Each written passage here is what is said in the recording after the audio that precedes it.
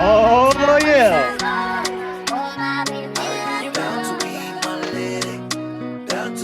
Don't be shy, y'all. Don't be shy. Yeah.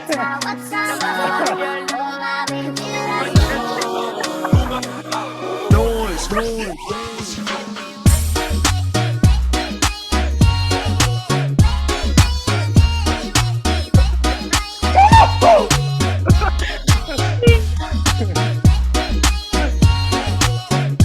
Yeah.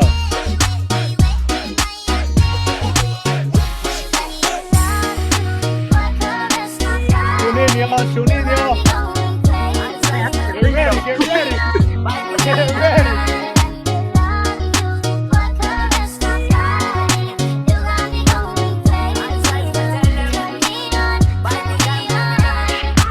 Oh yeah. We are turned on tonight. Wait, my young, come over here, y'all. But yeah, let's start the show, guys. But real quick, before we start the show, I have to throw a real shameless plug real quick. I want to give a shout out to Take Me to the Island shop on Instagram. They provided me with a lot of great merch. It's called the Take Me to the Islands shop on Instagram. Definitely check it out. One of our Pacific Island businesses out there doing great things. So definitely check it out. I'll have the information below on the bottom of the video.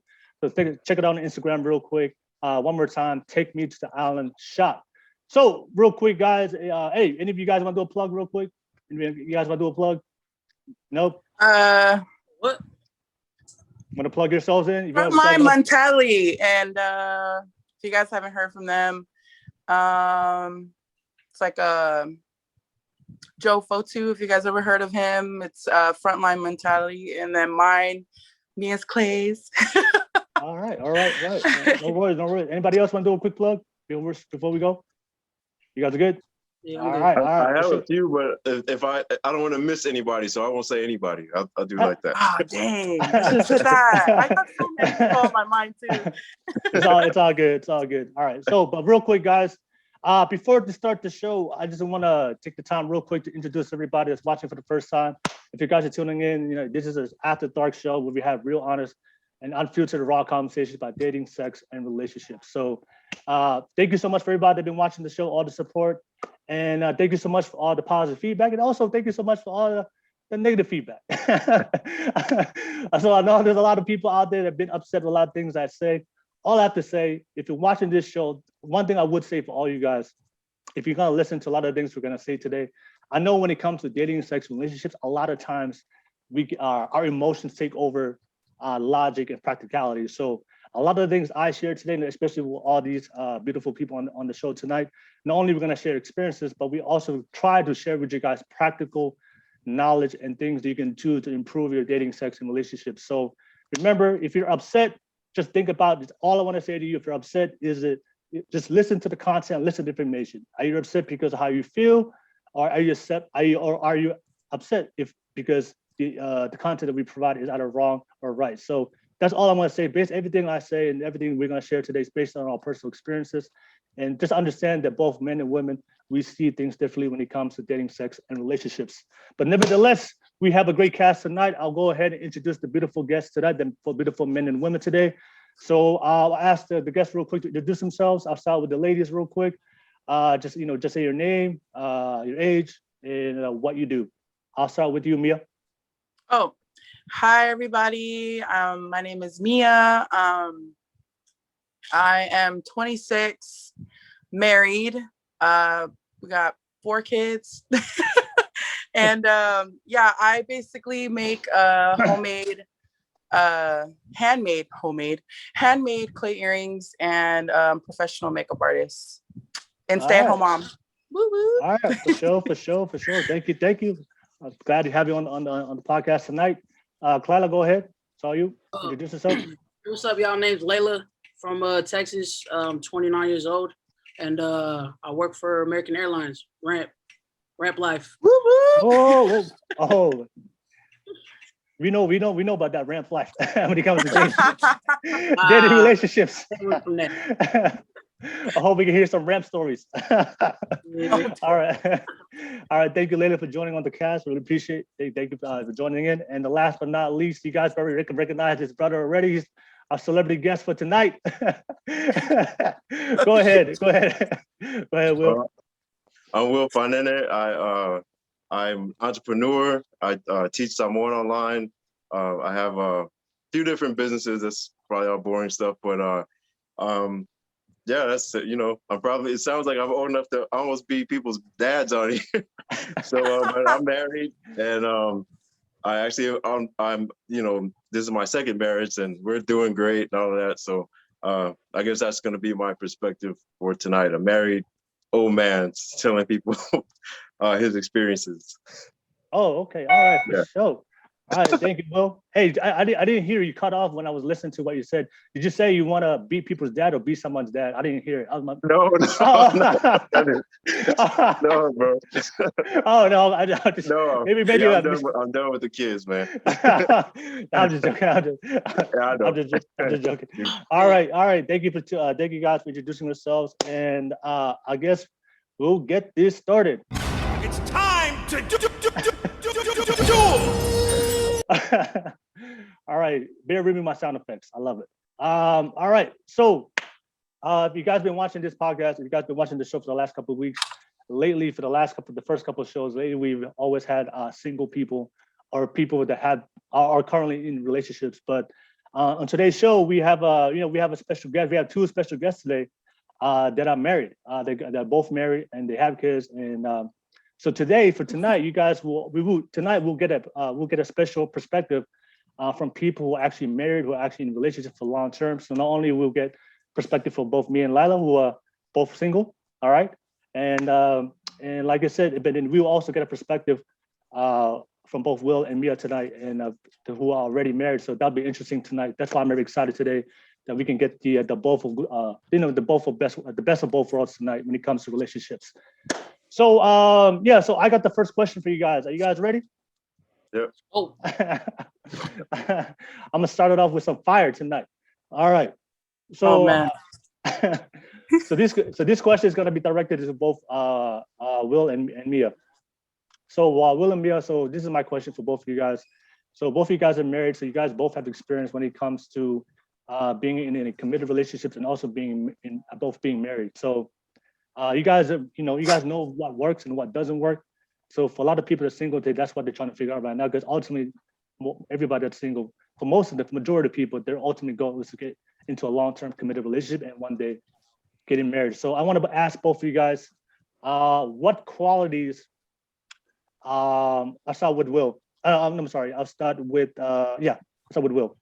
So Will, I want to ask you, based on your experience, I gotta put you in the hot spot. So Ladies Will, first, man. Oh no. Yes, Will. I start with Will. So Will, Okay. based on your experience, being married and being happy, being in a very happily marriage today, what qualities or type of women should men today avoid dating if they're looking for a committed relationship or to be married? So one more time, that is my question. Will, according to you, what qualities or what type of women should men today who are trying to date, they're looking for commitment in marriage, what type of women should they avoid dating if they do want if they want commitment and if they want long-term marriage? That's my question. Selfish women. That's the first thing. Like, if they don't want to apologize, if she's all about herself, she doesn't want to listen to anything that you have to say. Because when you come home, you really can't talk to anybody and tell them your problems, out in the street, or even your friends, your homeboys or whatever. You can't really tell anybody anything. So when you come home, you want to be able to talk to your spouse. But if they don't want to listen, or when you say something, they kind of take what you say and then make it revolve around them. And it's like, dang, did you just hear what I just said? I just gave you a whole scenario about, what's going on in my life and things that are really important to me. And I don't get any solutions. You just kind of start talking about yourself. So it's real subtle things that you got to listen for. And it's revolved around selfishness. So if she's not hearing you, that's an indicator that she's pretty selfish. And it's just everything everything just kind of magnifies toward the end. At first when you meet somebody, shut me off because I can go on and on and on. Go. When you first meet somebody, they got that front up, Mm-hmm. It only gets worse from there. I mean, it can get better in like a more intimate kind of way where it's like, okay, I understand them. But when you first meet somebody, it's like they're putting on their best, their best show. And then after that, when you really get to know them, you get into all of these different layers. And if she's selfish right up front or he's selfish right up front, that's, pretty toxic person that you probably need to just let go. So, but yeah, that's a number one for me. So selfish. Okay, selfish. Any other qualities you want to list? Top three qualities. Okay, so selfish. I mean, they really all revolve around being selfish. So, I just had a discussion. I guess that was on TikTok about really like those drop dead gorgeous kind of women. Like, there's no way for me. Like, I don't avoid them. Well, not now I do because I'm married, but before, yeah, I'm married, so I can't talk to them anymore. But before, I was like, okay, I was real skeptical because unless they like, have a really good conversation, or if all they have to offer is their beauty, that's probably the most dangerous person that you can be with, as even I guess from the other perspective too. But I'll just speak for me from a man's perspective. That's real dangerous when you're with somebody just for their looks, because to me, my experience, they're so insecure because that's all they really have. Mm-hmm. So there's a lot of toxicity that comes with that, because, when they're out of your sight, they're always looking for, because people are trying to holler at them all day. Mm-hmm. Guys, even girls, like they just get attention all day, but that's all they have is their front. And then, but after that, there's nothing else. So for me, it's like, okay, when I was dating before my wife, if her conversation didn't go too deep, or that was an indication for me, like, okay, I need to not, that's enough. But I would always entangle myself just a little bit because there's something else that I wanted from her. So, and that was my toxic trait, because I had my own agenda. Like, okay, wow, she's bad, I'm gonna. But after that, we're done, because I can't trust her out of my sight, because I already know, just from experience, how this plays out. And when I was younger, it played out like that every single time. There's not a time where I had somebody who was like drop dead gorgeous and everybody was always trying to holler at them, where there wasn't always like some, activity in the background, always. Mm-hmm. So that's it. So selfish, and then I guess shallow. Selfish, shallow with beauty. And then the third one is just loyalty, which is probably number one for me. Yeah. If you're loyal, man, that goes a long way. And, of course you want somebody you're attracted to and all of that, but loyalty, man, that's like, you can't beat that. There's if you have somebody that's loyal to you, I suggest that's the one you just stick it out with. No matter if you have any disagreements, you never have to worry about that person turning their back on you. They always have you in every single situation. So, and that's really rare. And I would be exaggerating if I say that you'll find 3 people like that in your lifetime. So if you find one, I'd say get with them, stick with them, and that's it. So loyalty, selfishness, and shallow, or disloyal, selfish, and shallow. Okay, that's my top. All right, that's a good top 3 right there.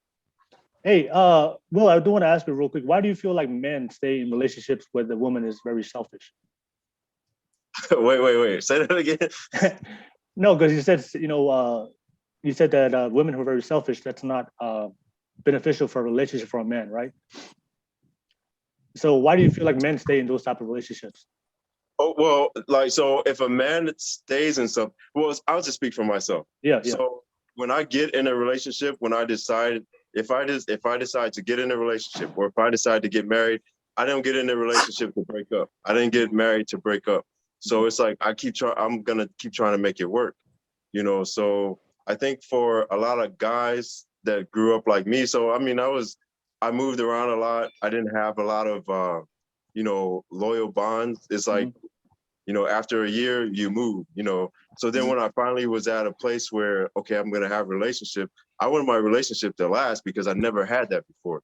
So I don't know about other guys, but just for me, like when I decided, okay, I'm gonna be in this relationship, I wanted to last. I wanted to make it. So, but like from my first marriage, like I wanted something to last that shouldn't have lasted. Probably it shouldn't even started.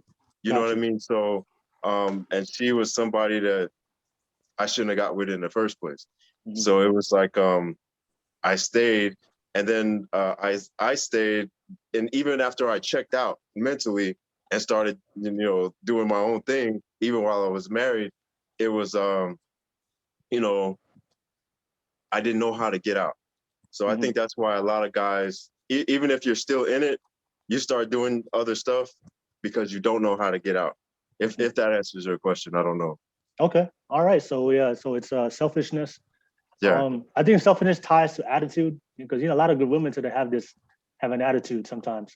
And Man, you go right there for the jugular. oh yeah. I don't know. I'm going right in there. I'm just saying. I just noticed. But I'll say that after later. But I'm just saying. There's a lot of women today. They have an attitude, but they don't know. But they know they're not aware of why guys are not attracted to them, because they're not aware of their attitude. But I'll go to you, Mia. Same question. So Mia, it's actually the same question, but the interesting about you is you're a female, so you have, like, I'm sure you've seen girls, you know, I'm sure you've seen females that you know for a fact that, okay, these females, the way they behave, are not attracted to men, you know, to be in a long-term relationship. So I'm very interested to hear your perspective as a female about the same question.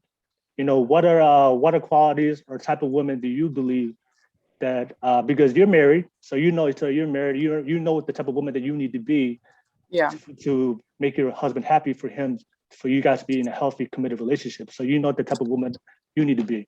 So so for same question for you, what are qualities, what type of woman do you see that men should avoid the date when it comes to same thing, relationships or marriage? To avoid, right? Avoid. If you had to give advice to your son. Will took one of mine. Selfish is a big thing because I'm a very selfless person. You know what? Now I'm thinking about it. What I've always took for what my husband says to me is cooking. If a woman cannot cook, you better go the other way. Because I think that's one of the things my husband loves about, like, you know, coming home to a home cooked meal. You know, working all day, they really appreciate that. They can't, and I feel like I know a lot of even my friends don't even know how to cook, man. And it's kind of like y'all need to know how to cook. I feel like I love cooking. I personally love cooking. So speaking from experience, I like to cook. My cousin knows, Layla knows that I like to cook. Everybody's always like, "Oh, I'm coming over." But yeah, I think that's one of the qualities that wait, we're talking about what to avoid. Yeah, what type of women? Oh yeah, if a woman cannot cook, then yeah, I think that's a big one. Nurturing, a very nurturing woman. You want that. So if they're not really, like, I don't know, personally, to me, like, I think it's good that it's a natural for a woman to love kids. And it like, I've met people, like other women that are like, keep that kid over there, like trying to dodge it. Or that's like one of the biggest things. I think it's important because eventually you're gonna love this person for the rest of your life. You're gonna want to grow a family with that person. And if they're not, like, not even nurturing or, you know, wanting to build that with you, then yeah, it would be kind of tough to, like, be in a relationship with someone like that. Okay. Patience. I think patience is another one if you're not patient with them. Yeah. Okay. So Yeah. so nurturing, patience, lack of patience, impatience, lack of that nurturing love, and can't cook. Can't cook. Come on, y'all, man. Yo. Hey, I don't know if I'm gonna go back to Will's point, because then Will said that there's a lot of women today, all they offer is beauty, right? All they offer is their superficial attributes, right? And they wonder why they can't attract the male. But no, they can attract the male, but attract commitment from a guy, right?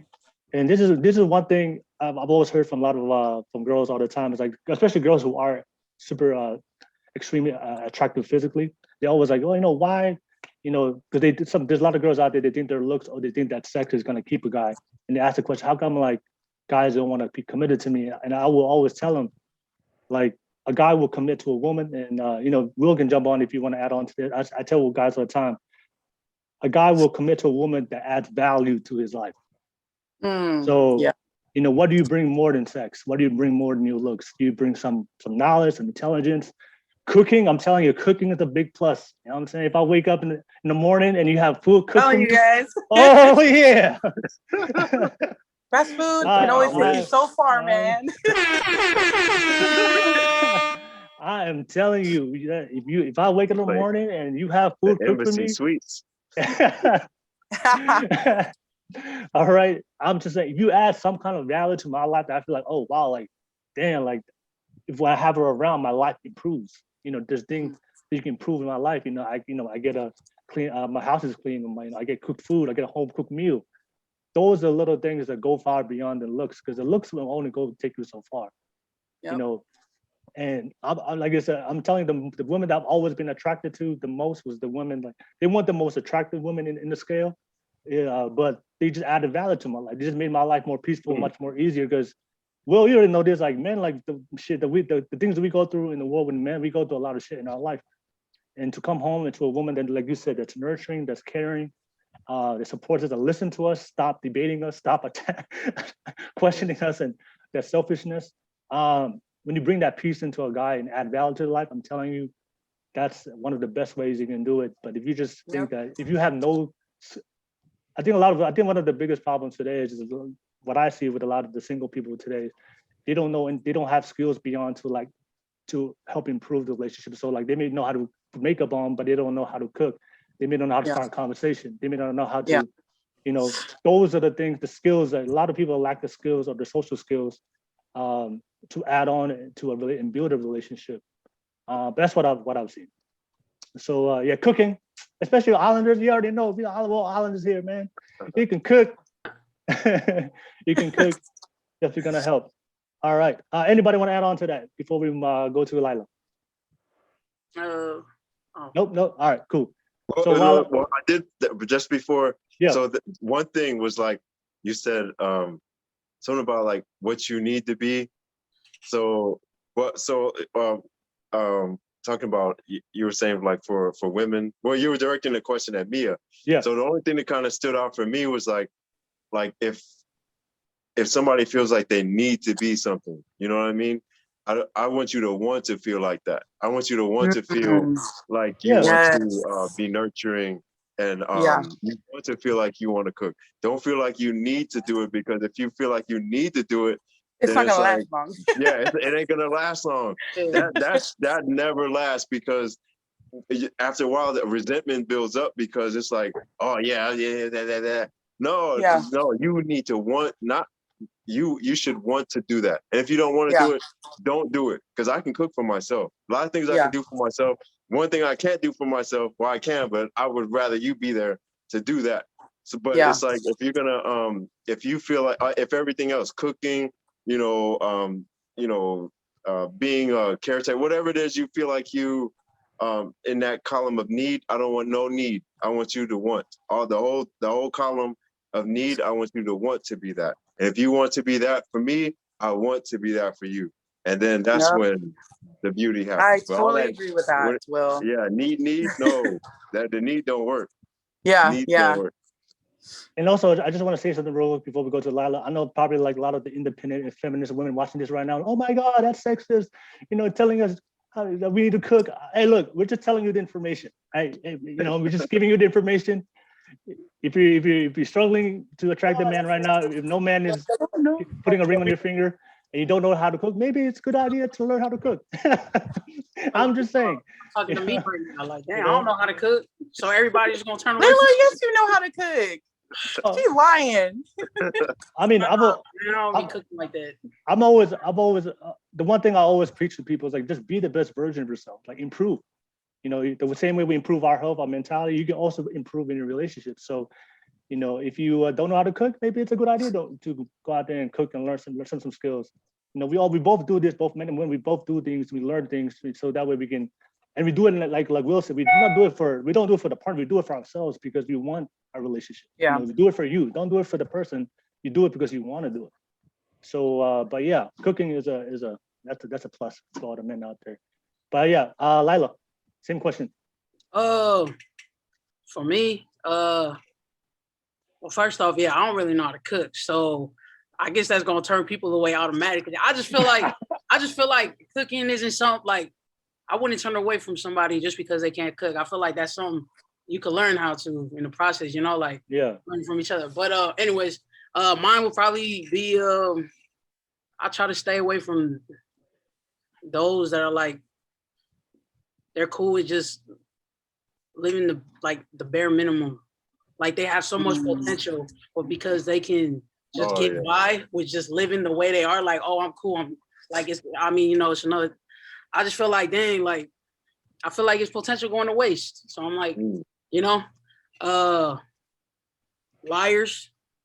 Honestly, I feel like a lot of your questions tonight, my first answer, if it's something to stay away from, is going to be a liar. I'm not a big fan of that at all. Yeah. He's not lying. I don't know. Maybe it's my Gemini in me. I'm a big overthinker on things. But if you lie to me, whether it's something hella big or like eating the last Snicker and denying it or something, it's like my outlook on you changes. Like I have to I second guess everything you saying. Like, man, and drama queens. Yeah. Yeah. Okay. That's probably like for me, it's like, oh, all right, they cool, but they ain't that cool. All right. So, yeah, that's my big thing. Stay away from. All right. So pretty much what you said was like people that don't want to grow, like don't want to improve themselves. They just want to stay where they're at. Like they're okay with where they're at right now. Like it's growing. They're okay with. Yeah. Yeah. All right. And then liars, and then drama queens. Yep. Oh, okay. All right. Yeah, that's a good list right there. Anyone want to add to respond to add on what Lila said? Yeah. So with the liar thing, let's talk about that. Yeah. A lot of times, people can't handle the truth. So when you say, they'll ask you a question, right? And so I'm a man, I'm asking a woman a question, and this is like, babe, did I gain weight? You did, but I like that. I like how you look. Well, you don't like how you look. I just told you I did.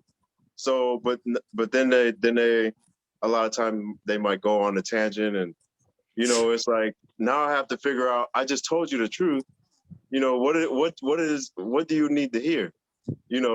So, and that's when it comes down to like your communication. I can't just tell you straight up. So now I need to cater to your feelings. Yeah. And when it's I want to tell you the truth, but at the same time it's like you need catering. I need to cater to these things that I really don't have and then sometimes I don't have the patience for it. So it's just like, okay, after a while it's like, damn, what do you want to hear? So now I'm lying to you, and I don't want to lie to you, but it's like the truth is here, but you just have to be able to accept it, if you know what I'm saying. Yeah. I want to tell it to you, but you might not be able to take it. And then I don't want to sit here and argue for 2-3 hours about something that I told you 2 weeks ago I was cool with, you know, but you're not able to accept the truth. That would probably be like how y'all communicate, I guess, the way y'all try to understand each other, which that's like a big thing in relationships. I mean, like, you know, communication is key. Everybody heard this growing up. Yeah. That's like really big because like how you're saying, like you tell them straight up, but they feeling some type of way. So it's like, you don't even know what to say because you don't want to get it. You guys don't want to argue. You don't want to make it a big thing, but you feel like you got to lie about it. But I know it's also in the way you word things. I mean, yeah, communicating. But yeah, that's a hard one. See me, maybe that's why I'm single too. I mean, I'm straight up about it, but for those that like I really care for and want to, you know, actually be in a relationship with, which I just learned about this, was the way that I talk. It's like how I say things, the words that I use, like it just depends on how I say it. So if my girl was like that and she was like upset, like, oh, do I look good? And I would actually sit there and have to like think, like, damn, how do I say this? But I'm not gonna lie about it though. But then I'm gonna be like, yo, look, do you want my honest answer? Don't get mad. Like you might feel some type of way, but this is my real answer. Like, you know what I mean? Right. Yeah. But I do get what you're saying though. Yeah, that's hard. Yeah. I've actually experienced that with my husband because my husband's very honest. Like he will tell me straight up and so, you know, having kids takes a big toll on your body, and I've gained a lot of weight over the years. So right now I've been like, you know, I started my weight loss journey, and I remember one day I told my husband, do you think I'm getting big? And he's like, yeah, but I love you anyways, you know, like no matter what, you know, I still love you no matter what. Like, but to me, I was like, I wanted you to say no. Why'd you have to tell me the truth? But you know what? And you know, now I appreciate that my husband's, you know, honest. It doesn't like I know that's how he is. So that's funny that you brought that whole like example. And I was like, I actually went through that. Everybody goes through that. Yeah. No, that's I think that's a. Let me ask you, Will. Like, do you are there ways when you first started dating? Do you was there a way you communicated that blunt, honest truth to women so that way they can get a sense of this is how you are, or do you wait till like later on before you reveal that part of you, or you revealed that in the beginning? Well, my journey was a little different. So, like, so I got married real early. I was, 20 years old. And then when I got divorced, then I went through like, I was just a straight hoe for like, I guess maybe couple years or so. And then, so that would have been something that I should have did, at 30, that I should have did like maybe 18, 19. So just think of an 18, 19-year-old, but you're 30 doing that, so what I did, I would tell them straight up if I really didn't care, but then if I was like, okay, she is loyal, she is a communicator. She has all the qualities that I think that are long lasting. Mm-hmm. So now if you ask me something, I have a little bit more care in how I say it to you. I'm real blunt. I'm real blunt if I don't care, so I don't want to lie to you if I care, but it's like, okay, let me say this in a way where I'm nurturing her feelings, but at the same time, I'm being honest with her, if that makes any sense. Yeah. So, so I don't know any other way to explain that. If I care for you while I was dating, then there's just a way that I tell you, and I'll take longer time. There's no patience in the if somebody's with you and he's just like, well, no, if somebody can just be honest with you and you can accept it, boom, I can tell you, that ain't working for you.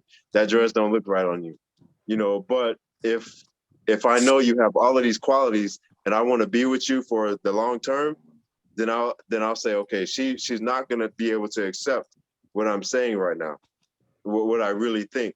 So I'll tell her what I really think, but it might take me 2 days to say this because I have to tell her in stages because she can't take it, you know. But I it's not like you're lying to them, but it's like I have to prepare this message for you. And I'm only preparing it because I love you or I care about you and I want to see this through. But if I don't care, yeah, boom, yeah, what? You don't like it? Okay, all right. If I see you tomorrow, I don't. That's cool. You know, it doesn't matter. All right. Okay. All right. Okay. All right. Yeah, I think that's the thing that you guys all said it the best. You just got to be honest. I think honesty is the best thing. And even the women, even though you guys might feel some type of way, but I do believe at the end of the day, after the feelings go down, your emotions come down, you do appreciate a man being honest with you, even if it did hurt. Yeah, I have learned to appreciate it a lot because I'd rather have my husband tell me straight up than, you know, not really tell me. And then I find out later, wait, you didn't tell me that, you know, like I'm grateful for it. So yeah, I used to be very sensitive, guys. I still can't, I still am. You're not but alone. Yeah, alone. I appreciate it a lot. Yeah. Yeah. All right. Yeah. It's just I like the way he said it, but I love you. That's a good way to do it. Just say it. Just add that line right at the end. Add that line at there, right at the immediately, ASAP. That don't always work. That don't always work. Better chance, probability. All right, cool. My mother keeps calling me. It's I'm all trying good. to leave me alone. Go on Facebook Live. So that was my question. So I'll turn it to you guys. We can let you guys ask a question. So I'll start with you, Mia. What's your question? Yeah. What's your question? Oh, what's my question? Yeah. What's your question? Yeah, I know you have a lot of single friends. They have some questions. Does it bother you men that I think I just asked you this question. Why is it blanking out? That the woman is the breadwinner. Wait, yeah. Does it bother men if the woman is the breadwinner? It's the breadwinner in the relationship. Okay, all right. So Will, do you want to attack this one? Well, I think for most men, no, I'll speak for me. It would bother me only because like I would feel like I need to do more. But for me, just because like it actually motivates me. Like when somebody talks bad about me, that motivates me. If it's like, man, I need to she's out here doing this and doing that, I need to get off, I need to get off my my butt and do something. To me, that motivates me. You're not gonna be that for long if that's the case. So, and I've been doing this for a long time as far as like being an entrepreneur, and it goes like that. That's how life goes, in this life of entrepreneurship or whatever. Yes. For me, it just motivates me to be like, okay, I'm gonna do that. But I do know other guys where that's just not the case. They just lay there. I expect her to go and leave you. That's just what I expect. So, but because I don't see anybody that unless there's an agreement where like, okay, yeah, I'm gonna take care of the kids and all that. Then yeah, if she does that, then you're wrong. But it's like I don't that doesn't sit well with me. Where it's like, dang, I gotta get taken care of, and I have nothing else to do. I'm not taking care of the kids. I'm just chilling, or so it doesn't sound right to me. So yeah. All right. You got your piece on. All right. Well, I'm gonna think about some more. No, I'm ready. I'm about to say my piece. I know. I'm just ready to take your questions or anybody else's. I don't even have any in mind. I know Will speak for from his own personal experience, but I would speak on behalf of all the men. Okay.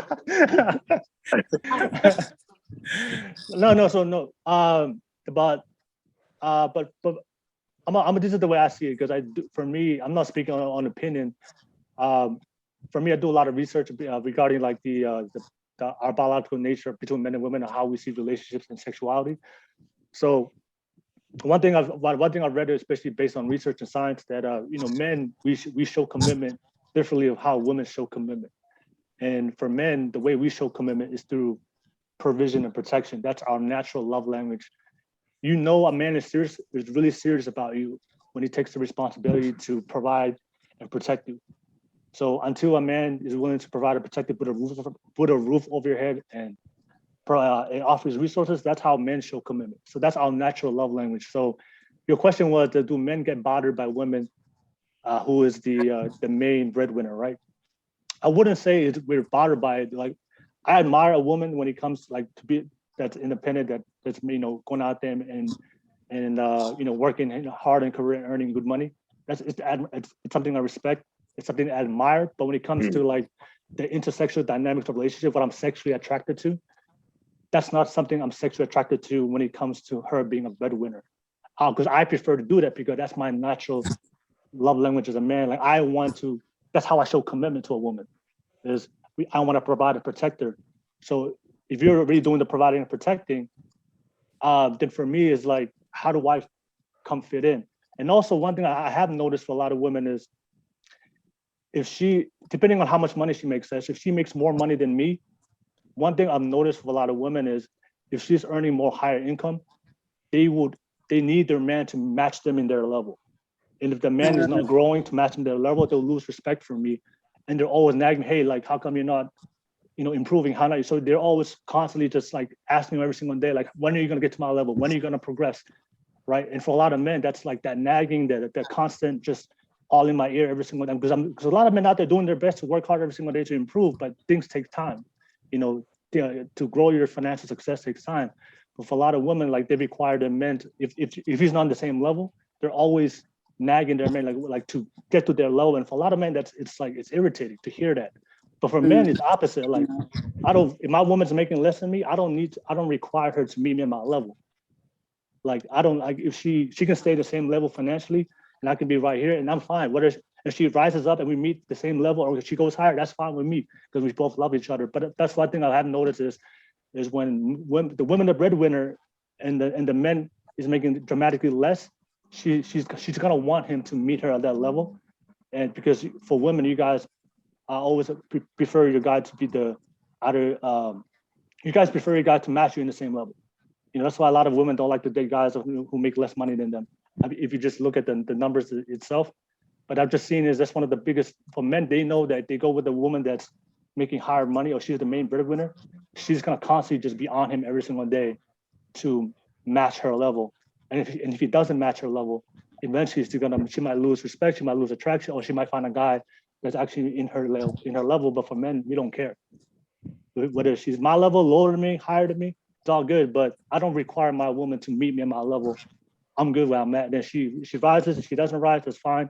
But that's something I've noticed, because I have been with women like they're higher level with me, but that's always the question they always ask me, like, hey, so what are you doing to get to my level? Like, they're always that constant pressure, right? And I'm like, and we may have different interests, we have different careers, right? So like our careers maybe she wants to be a business owner, but maybe the guy wants to be something else. Money, success and is different for everybody. But that's something that's why I do notice for a lot of men, they know that if they go with the woman that's the main breadwinner, she's gonna require him to match him at her level. And if he doesn't, she has a high probability of leaving the relationship for not a guy that is in her level. And that's why for a lot of guys I do see that I talk to personally, that they know that is gonna happen. So they prefer just to find a woman that he could be the main provider, because the women are naturally able to submit to him and just be cool with that, and then the relationship just works out better. Will, do you want to add to that, Will, or no? I mean, as far as like, I think that's where just communication comes in in the very beginning. Like, what are your goals? Like, what is it that you're trying to do with your life? Mm-hmm. And if I tell you, man, I just really want to be an ice cream truck driver. I just want to have an ice cream truck, and that's it. And I want to drive around the hood, and I want to give that's what I want to do. That's what makes me happy. And maybe you're a lawyer, but you love me. You say you love me. And if you want to be a lawyer and you want to make $500,000 a year, and I want to be an ice cream truck driver and I want to make $80,000 a year, And if you agree to that, and then we get married, then I shouldn't hear nothing from you. You know, Right. if you want to live in this big mansion, because me as a man, I can sleep in that corner over there and I'm fine. You know, and as long as you have a bed and you know the kids are provided for, I'm cool. But if you need all of these things, you know, then that's another conversation. But you know, if I'm happy and I tell you right up front, this is what makes me happy, and then you keep wanting me to be here because these are your levels. That's not my life goals. Yeah. You know, those are your levels, and that's not something that I aspire to. You're trying to do all of these things, then maybe that's a mismatch. But if that's, you know, just I would say, like, when people hook up in the beginning, what makes you happy? If that makes you happy, to me it's not about breadwinner this and breadwinner that. It's like you know, if that's what makes you happy, you know, and me, you know, she's a lawyer, and that just makes, you know, it by default you're gonna make a lot more money than me because I'm an ice cream truck driver. But you're happy and I'm happy, then what's you know? But as a man, like you were saying, like I get that, you know. I just saw one of the comments on the Facebook. Oh, yeah, I can't see any of that, so I'm glad. It's all good. Yeah, It's so hilarious. I mean, as a man, it makes a difference. If you let it bother you. So for me, like I said, to me that's like communication. Yeah. It's all about communication. But for me, it's like, man, I do want her to be happy, but if I told you up front that this is all I wanted, you know, and this is what you agreed to, and now you want me to do all of this other stuff, then we just don't need to be together. You know, we need to do something else, because I want to, you know, a partner that drives, you know, hands out the snow cones or something like that. I don't know, but communication. You know, it's funny when 99 for all the previous shows I've done in the past, and I've asked the women the same question, right? Every single, I think most of them, I can't remember, but I think not all of them, they said that they need their men to match them at their level. That's what they all said. It was unanimous. If they all the women said that if they got with the guy, even if it was in a lower level, say socially and economically, they said that they wanted them to grow to match them, eventually match them at their level. Financially, especially when it comes to finance. But when I asked the men on the previous podcast, all of them said that it doesn't matter for us. It doesn't care whether their woman's at the same level, higher, lower. It doesn't matter for us. And because if you ever look at the research, it always shows that for a woman, like, you guys care more about what a man provides to the relationship. That's how we add value, is what we provide. Because if you ask women, like, would you date a guy that's a bum and you're sleeping on the corner, like Will said, I guess probably a majority of you guys probably would say no. No, not in the corner. In the corner of my house. In the my corner. House. That's all. I don't need to sleep, you know, in a fancy, you know, Egyptian cotton and all. I don't need all of that. You know, I can sleep on my couch. I grew up sleeping on couch. You know, just, you know, like that. But like, if you need all of these other things, communicate that in the beginning, because maybe I don't need all of what you're talking about. So I'm a low maintenance kind of guy. So and also I don't know. So Mia, you say your girl makes a lot of money? The one that asked that question? Yeah, a lot of my friends do. Yeah, a lot of them are very independent. Yeah. The one thing I would say with the women, because I know a lot of women today, they have their own businesses and they make good money for themselves, but they're single and they find it hard to attract a man. A lot of them, like, one thing I have seen is when a woman when she makes more money financially, then a lot of them only want to date guys within the same level. So what happens is, so the more money they make, they eliminate all the regular guys, that, you know, the ice cream drivers, the construction guys, those guys with regular jobs. They don't even give them no time of day. So they're only looking for a small percentage of men. But the problem is, the men that they're looking for, that small percentage, because they're already financially independent, they're not looking for a woman that's financially independent, because they already bring that to the table. That's one of the questions that I always hear from. I'm successful, I have money, but all the guys the same level as me as far as money, they're not attracted to me. I was like, yeah, because the guy that's already his own breadwinner, he already has his own money. He doesn't care about money. So if you think for women, you guys, when it comes to money and finances, that's important to you. For men, like we don't, like when I see a woman, like I could care less what she wears, I could care less what she drives, I could care less where she lives. If I'm attracted to you and I like you, and you're loyal to me, like you have that femininity, that feminine energy, I'm gonna be attracted to you. But I have seen it for a lot of those girls that make a lot of money, because they always say, I can't find a man who's like, why did I date this guy right here? He's a good guy, he's loyal, he has good integrity, good values. But he's not on my level. That's what they would say. He's not on my level. I was like, well, then 80% of 90, so 80, so they're eliminating 80-90% of the men, because 80-90% of the men are not in they're not financial bracket. But the problem with them is the 10% of the men that they're looking for, because in the same level financially, those men don't look for women like them. Because when you're a very financially successful man, then you know what happens? You're getting all the pretty women. You're getting all the pretty women. So they have options. So that's why I would say to them, is like, look, if you have options, but you're just not willing to date down, you don't want to date the average dude. Because I know average dudes right now that can be the best husband and give you children and give you loyal, but because you value your social status, your financial status, and you think those guys are not their level, which I think it's kind of shallow, But at the end of the day, if you choose to only date guys in this level, then understand it's a small percentage of men. Your dating pool shrinks. So and then that's why you're struggling to find a man. It's not because there's not available men. It's not you eliminate your dating market. So that's what I would say to her. Will, do you have anything to say to that? Listen, that level right there, those so I think these days, like on the internet, they got that high value man and all that kind of stuff. I don't know any of those guys that do not cheat. All of those guys, because they have so many options, just like these high value women, I won't say high value, but like they're beautiful. Yeah. On the front. But they're shallow. They don't have nothing else to offer. But I mean, they can post right now. They don't have to do anything. They just sit there and just be, beautiful in the front. And 1 million views, that's the currency for a man that has all of this money or that's on that level. It don't matter how he look or whatever like that.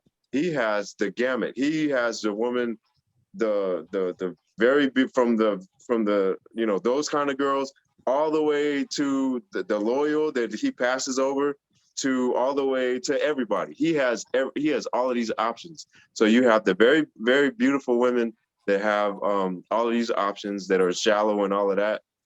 And then you have this guy who has a lot of options because he has all of this money.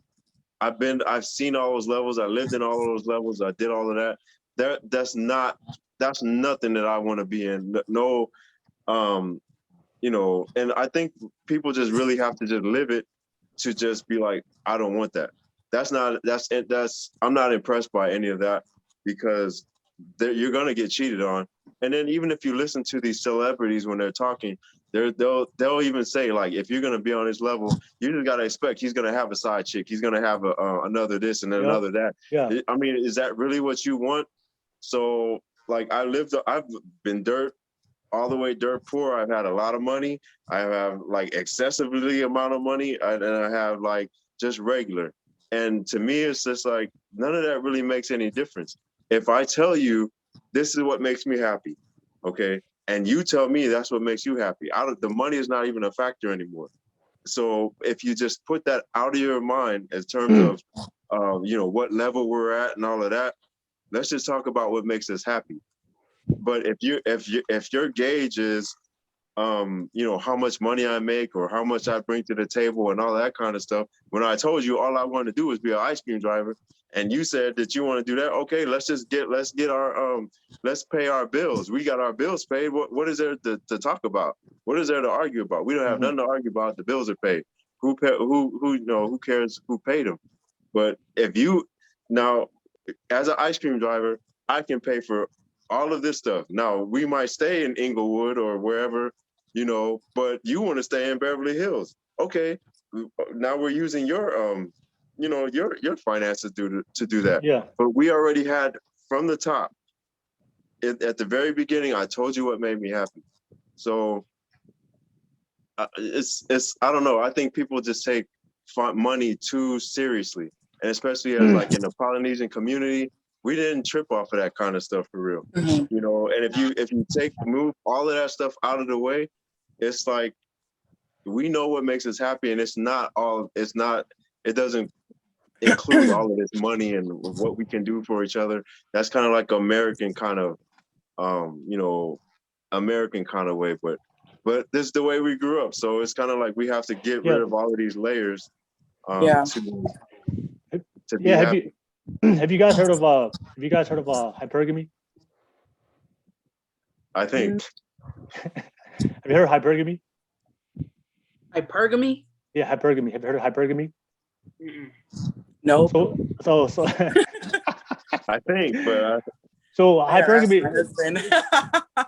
So hypergamy is the reason why women who make more money cannot date a guy that's lower level, because there was research done, like our social, like our behavior when it comes to like relationships or how we're attracted to. So for women, you guys are always gonna be naturally attracted to the guy. So you have the guy that has the same social or economic status than you, so the same level higher.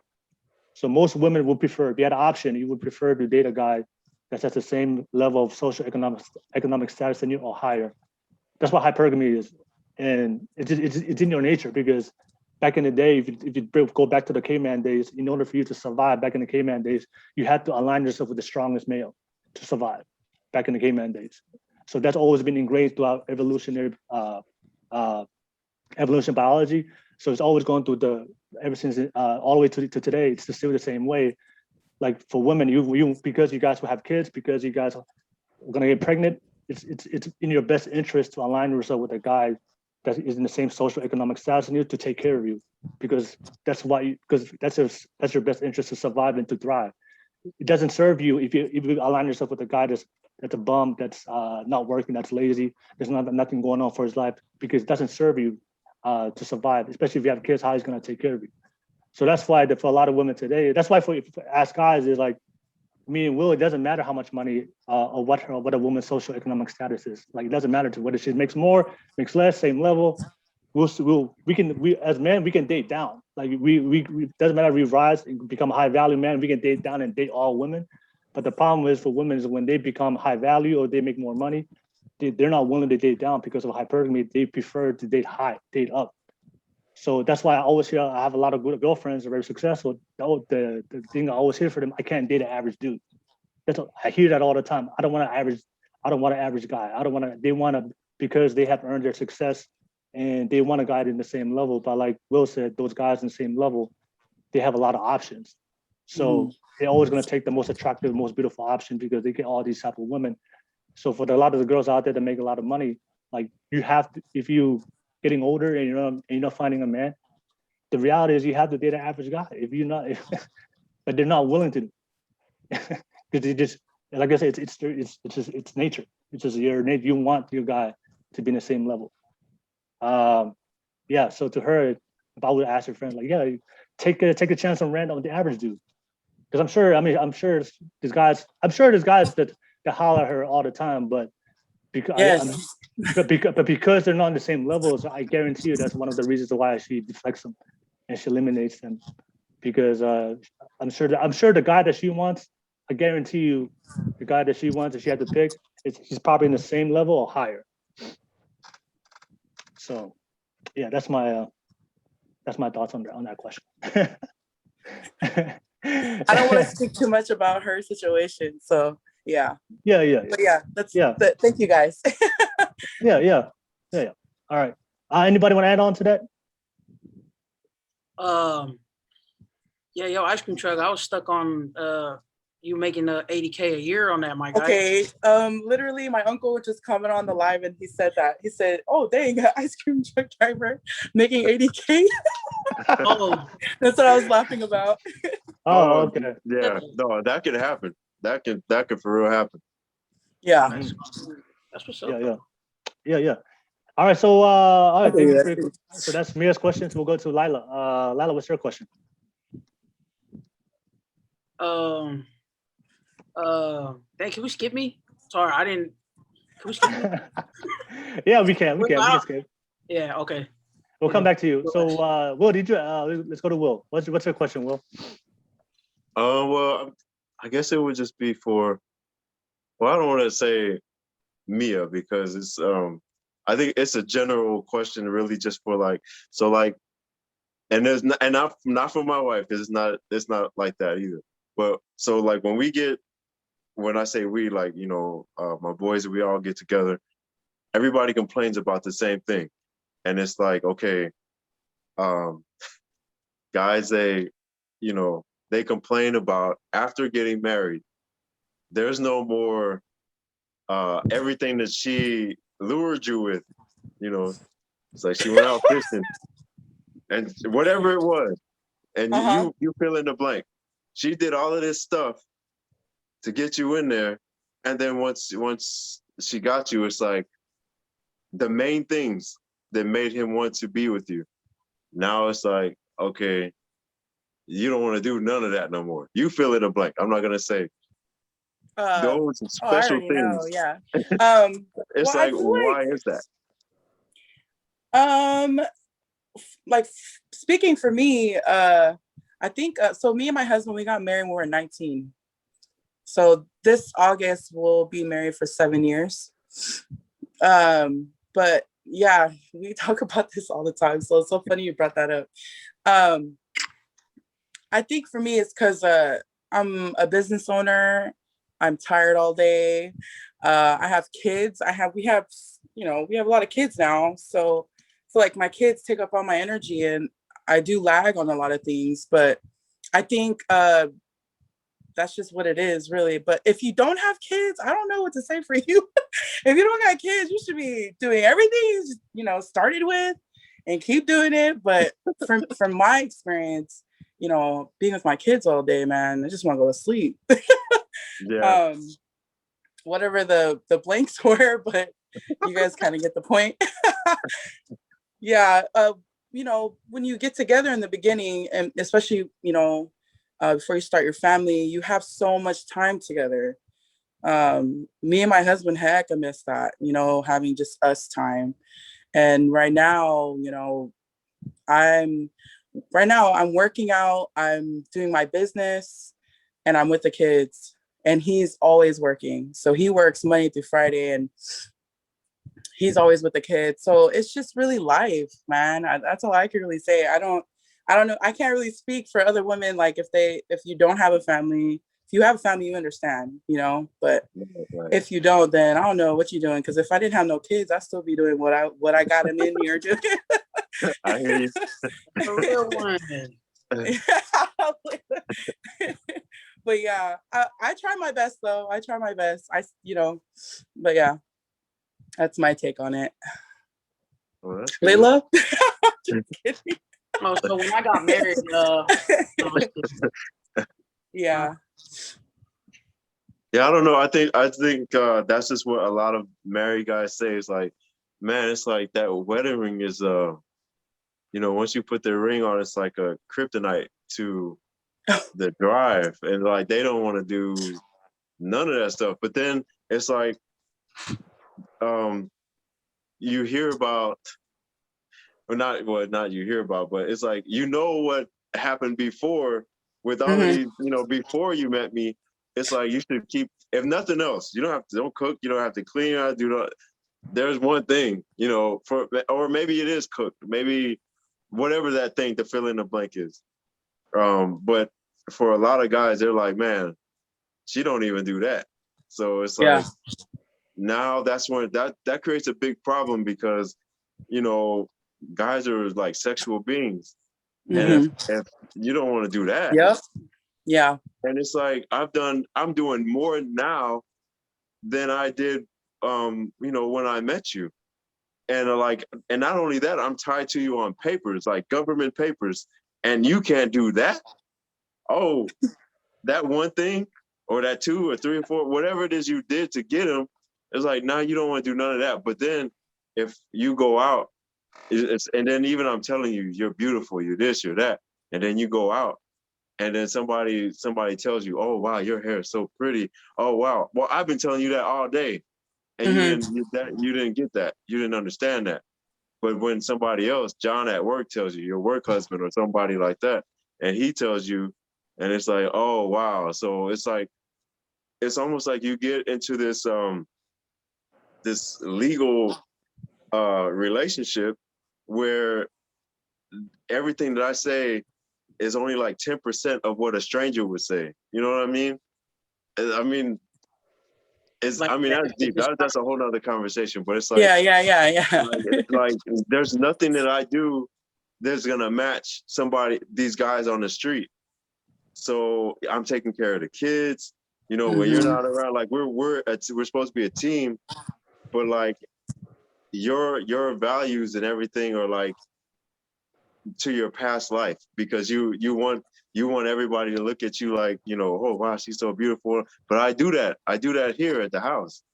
But it's like the stuff at the house is not, it doesn't mean if I tell you you look good, you just, none of that matters. But when you go outside, that holds so much more weight, you know, because it makes you feel that makes you feel beautiful. That makes you feel wanted. That makes you feel like, you know, life is worth living. But damn, like I do everything, all of this stuff. It means nothing, you know? Yeah. I don't have that I don't deal with that, at least. Yeah, good. That's good. Yeah, so, like sometimes if I feel like, you know, I'm overdoing things, and I know my husband needs that extra love, you know, I'll try my best to give it to him. But like other than that, yeah, I don't really have like, we don't really have like those, we communicate a lot. So yeah, I feel like that's probably why we don't really have a lot of those kind of issues. But like my husband tells me every day, you know, I'm beautiful and all that. But, you know, I kind of do get that, like when I go out with my girls, you know, a guy's like, hey, what's up? You know, trying to talk to me. I'd be like, oh, that's nice. But it's kind of like, oh, but it's whatever. Like, ew, get away from me. I'm married. Like, I know that I cannot get what I get right now anywhere else, you know? So yeah, I know what you mean though. Yeah. You know what does that sound like? You know that girl you just explained, you know what she sound like? What? She belongs to the streets. All right. She do. he was waiting to cue something up. I know. He was excited for that one. That's where she belongs, man. Get all the attention you want. On the streets. No, since we're talking about attention, I do want to ask you guys. So, because you know, today we live in modern era where attention only comes from physical, but also comes from social media, right? So I want to ask you is, ask you, Will, that does it matter to you if, like you said, if the woman, she cares more about the attention she gets not only from other people, but also on social media, of how she presents herself on social media, to get more attention of how she posts herself, or if the way she posts herself, what if she does it sexually, because to you, based on what you see and what she posts on social media, it looks like she just wants attention. Is that gonna be a problem with you? Hell yeah. Yeah. Well, look, it's like this. So like, well, my wife has social media and she'll post stuff every once in a while, but it's like, you always know, everybody knows when somebody is going through something. They know when they're in a relationship. You're like, oh wow, they were married, but they post a certain kind of picture. Yeah, I mean, it's like your actions on social media tell everything. Like you tell on yourself. Like you don't even have to say, I'm about to get divorced, I'm about to do this. I'm looking at your pictures and you look like you're about to get divorced, or you look like you're about to, you want some, you got a dude or whatever, or a side chick. Yeah. I know just by looking at what you're doing. So like, I'm everything, like my whole business, well, one of my businesses is to market on social media. So I've been using social media for 20 years to like, do what I to do, what I'm saying? So I know how to use it to like, to get traction for websites or whatever. I mean, that's just, I was educated and trained on that. But so for me, there's a business behind it. But for you, if you're not making no money off of this, like, for example, and I'm not talking about like, if an Instagram model, she's monetizing all of her stuff. Yeah, but if I said, okay, I'm going to get with an Instagram model, well, that's what you do. That's how you make money. I don't have nothing to say about that.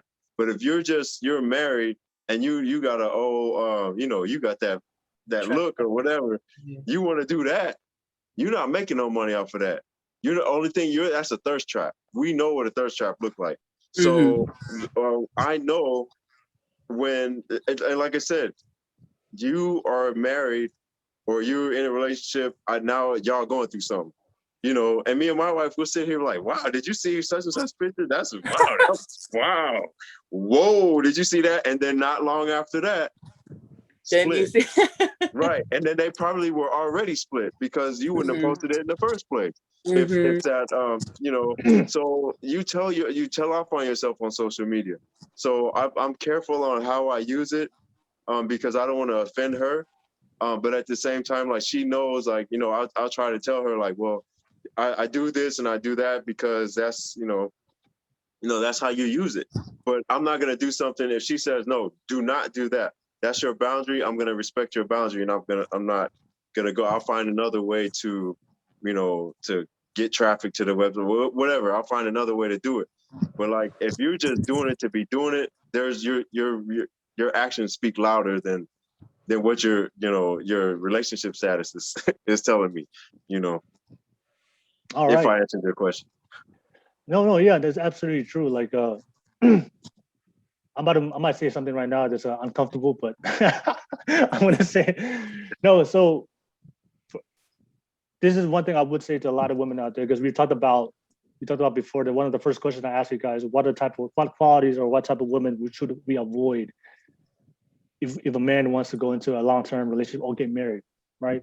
And what is the one thing that I always I have a lot of good girlfriends that openly post their bodies on social media, and I tell them all the time is one of the biggest things that guys care about is especially if he's going to commit to you, especially if he's thinking about marriage, putting a ring over your finger, he cares about your sexuality only, that he only has access to him, because you are in a committed relationship. If you're putting your sexuality out there for all men to see, for you might think this is woman empowerment, this is body positivity, which I don't have a problem with. But when it comes to a committed relationship, men do care about your sexuality and how it's advertised to other men. So if you're out there, if I'm in a committed relationship with you, but I look on your profile and it looks like you're single, all right? It looks like you're single. It doesn't look like that you are in a committed relationship. I know that men are looking at your profile and thinking the same thing. And I know those men are giving you unnecessary attention, which I don't, for a lot of guys, like I said, when we take you seriously, we don't want you to put yourself out there or advertise yourself where I know men are gonna have access to you. So because I have a lot of girlfriends out there, they're out there, they're beautiful girls, and then they posted themselves on social media, but they always say, man, it's really, really hard for me to attract a guy. I was like, what kind do you guys? I want the guy I want a guy that's God-fearing. He has a good integrity, all these qualities, right? Loyalty, humble. I'm like, well, look at your profile. Does your profile represent the qualities that you are telling me? What type of man do you want? Like, what are you giving off? Because you say you want a humble guy, you want a God-fearing guy that goes to church, that has a good morals, good values. But if you look at your profile, you'll have 90% of your profile picture thirst traps with your body. So that doesn't say commitment. That doesn't say loyalty. That doesn't say God-fearing. That says sex. That says, slide my DM and let's, launch, like, let's have some fun. So, that doesn't, and guys, like I said, for men, like you can attract sex, but for guys, if we see we see a girl, I don't care how beautiful you are, but if you're out there just putting yourself out there for all men to see and available to all men, I'm gonna pass on that. automatically, and I'll go with the girl that's not as attractive as you, but I know for sure that she's her sexuality is only have access to me, and the way she portrays herself in public to other men is not in a way to make it seem like that she's attracting other men's attention. The only attention that she cares about is my attention. So when it comes to men, that we are the word would be territorial when it comes to a woman, but a lot of women say, oh, territorial, that's controlling. No, that's just how we feel. If you're not a guy, that's how we feel. Like when we take you seriously, we are very territorial to you. We don't want any other man to talk to you, to have attention to, or even have access to you, especially on social media. So that's what I would say for a lot of girls out there. And then we get upset. I'm trying to, I'm trying. It's just women freedom, and I'm about to put myself out there. I was like, no, I don't have no problem with that, but just understand that if you put your body out there as a thirst trap, you're not gonna get commitment attention. You're gonna get She belongs to the streets. attention. All right. That's what kind of attention you're gonna get. I have what is like too much though? Like as far as posting certain pictures and stuff, like what is like to you guys? Yo, what's too much. Girls know this. Girls know what's no, too because much. so speaking my husband always says confidence is really sexy.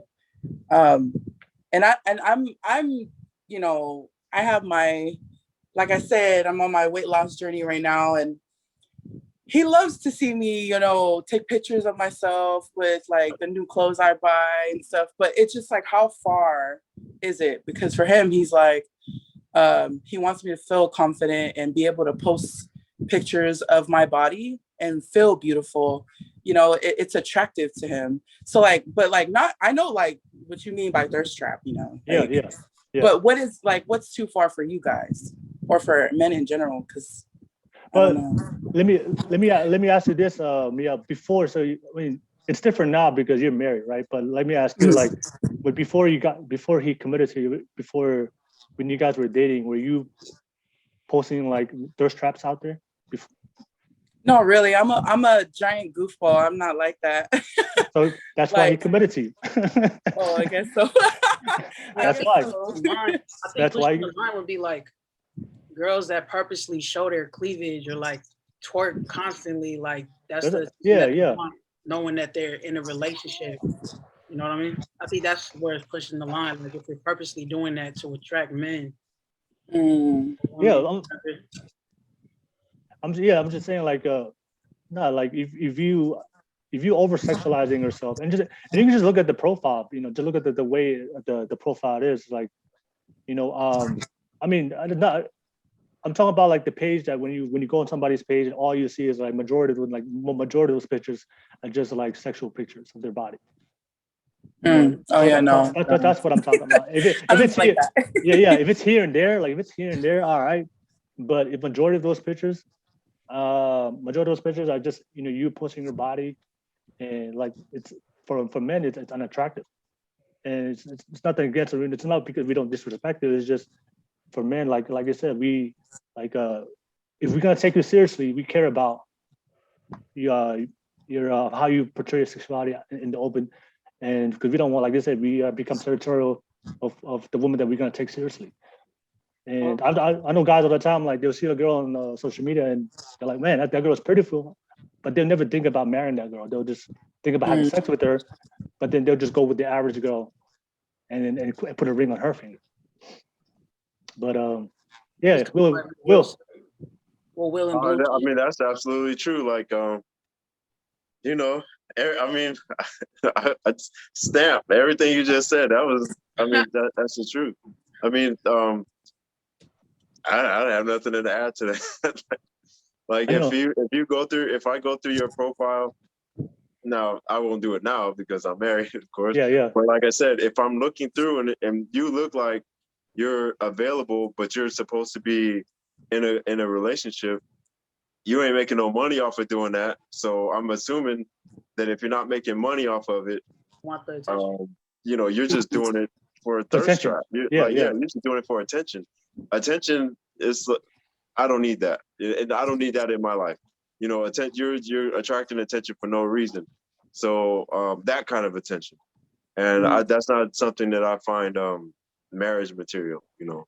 Yeah, You know what's crazy? Some of the women in the past have been on this podcast, and I asked them this question. I was like, hey, because a lot of them, they put themselves out there, and I asked them the question: if you met your dream guy, everything you wanted, but the only thing he asked you to do was to shut down your social media. That's his only request. He's gonna marry you. This is your dream guy. And I asked them, would they do it? You know what their answer was? No. They would not give up their social media if they met the guy of their dreams. That's how crazy it is today, especially when it comes to the modern day women that's today. Kind of a hard thing to answer, though. No, I would definitely. Social media? They're not making money on social media. No, I mean, like, because of the world we live in now, like, a lot of stuff is based off of technology and how we get around, like how we communicate with other people. But like, there's a phone. That's called like, a phone. like but it's free.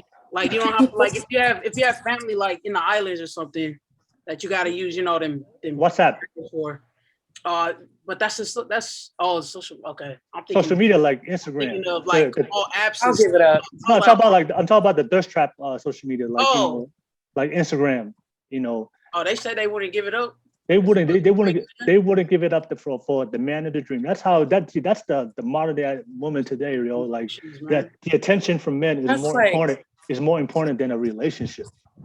You know what I'm saying? Yeah. So, definitely. It's not gonna be your happiness forever. And not only that, I feel like social media has more negative than positive. With everything going on in the world, on how they make you feel, with just the whole like, I don't know. I would definitely. I mean, my young self, before I was married, I would definitely, before I got with my husband, and that was the case, like, oh, you got to delete your stuff. I would be like, oh, okay. I wasn't really on social media like I am now because I own my own businesses. So I probably want to delete it right now though because I have to have my business on. Right, yeah. If you're using it for business, that's different. Yeah. If you're making money and we're killing it financially off your social media, let's do it. Are you crazy? Let's go. No. But if you're not making money, if you're not making no money on social media, and you're not willing, you're gonna put that ahead of our relationship, then that clearly just shows you where's that at. Right. To me, that just says options. Like you want to keep your options open. So yeah, exactly. That's all that is. That's the truth. That's all it is. That's the truth. All right. So Laila, we'll come back to you. You got the question? So this is for the married people out there, or for you too. When did you know that you wanted to get married? Like, when did you know it was the time to like settle down? Like, oh, this is who I want to spend the rest of my life with. Yeah. You want to go first, Will, or you want me to go first? Well, it's always ladies first for me. I always, okay. If you don't want to, then I'll do it. No, I'll go. So I've been in plenty of relationships, but at a young age. So I didn't like have like that, because a lot of my friends, I'm probably the only married one in my group of friends. But I've been in a lot of toxic relationships. And then, so like, I guess that's once I got with my husband, we weren't even together for like 2-3 months. And we were already like, let's do this. Like legit, that's how it was. It was just kind of like, everything felt right. Like right there at that moment. I knew this is what I wanted for the rest of my life.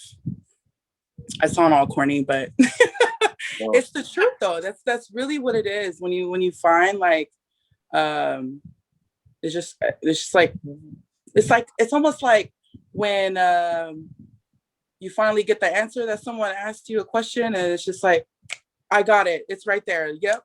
That's what I want. Like, that's just how it was for me and Lockett. And I'm a stepmom, so he already had his daughter in high school.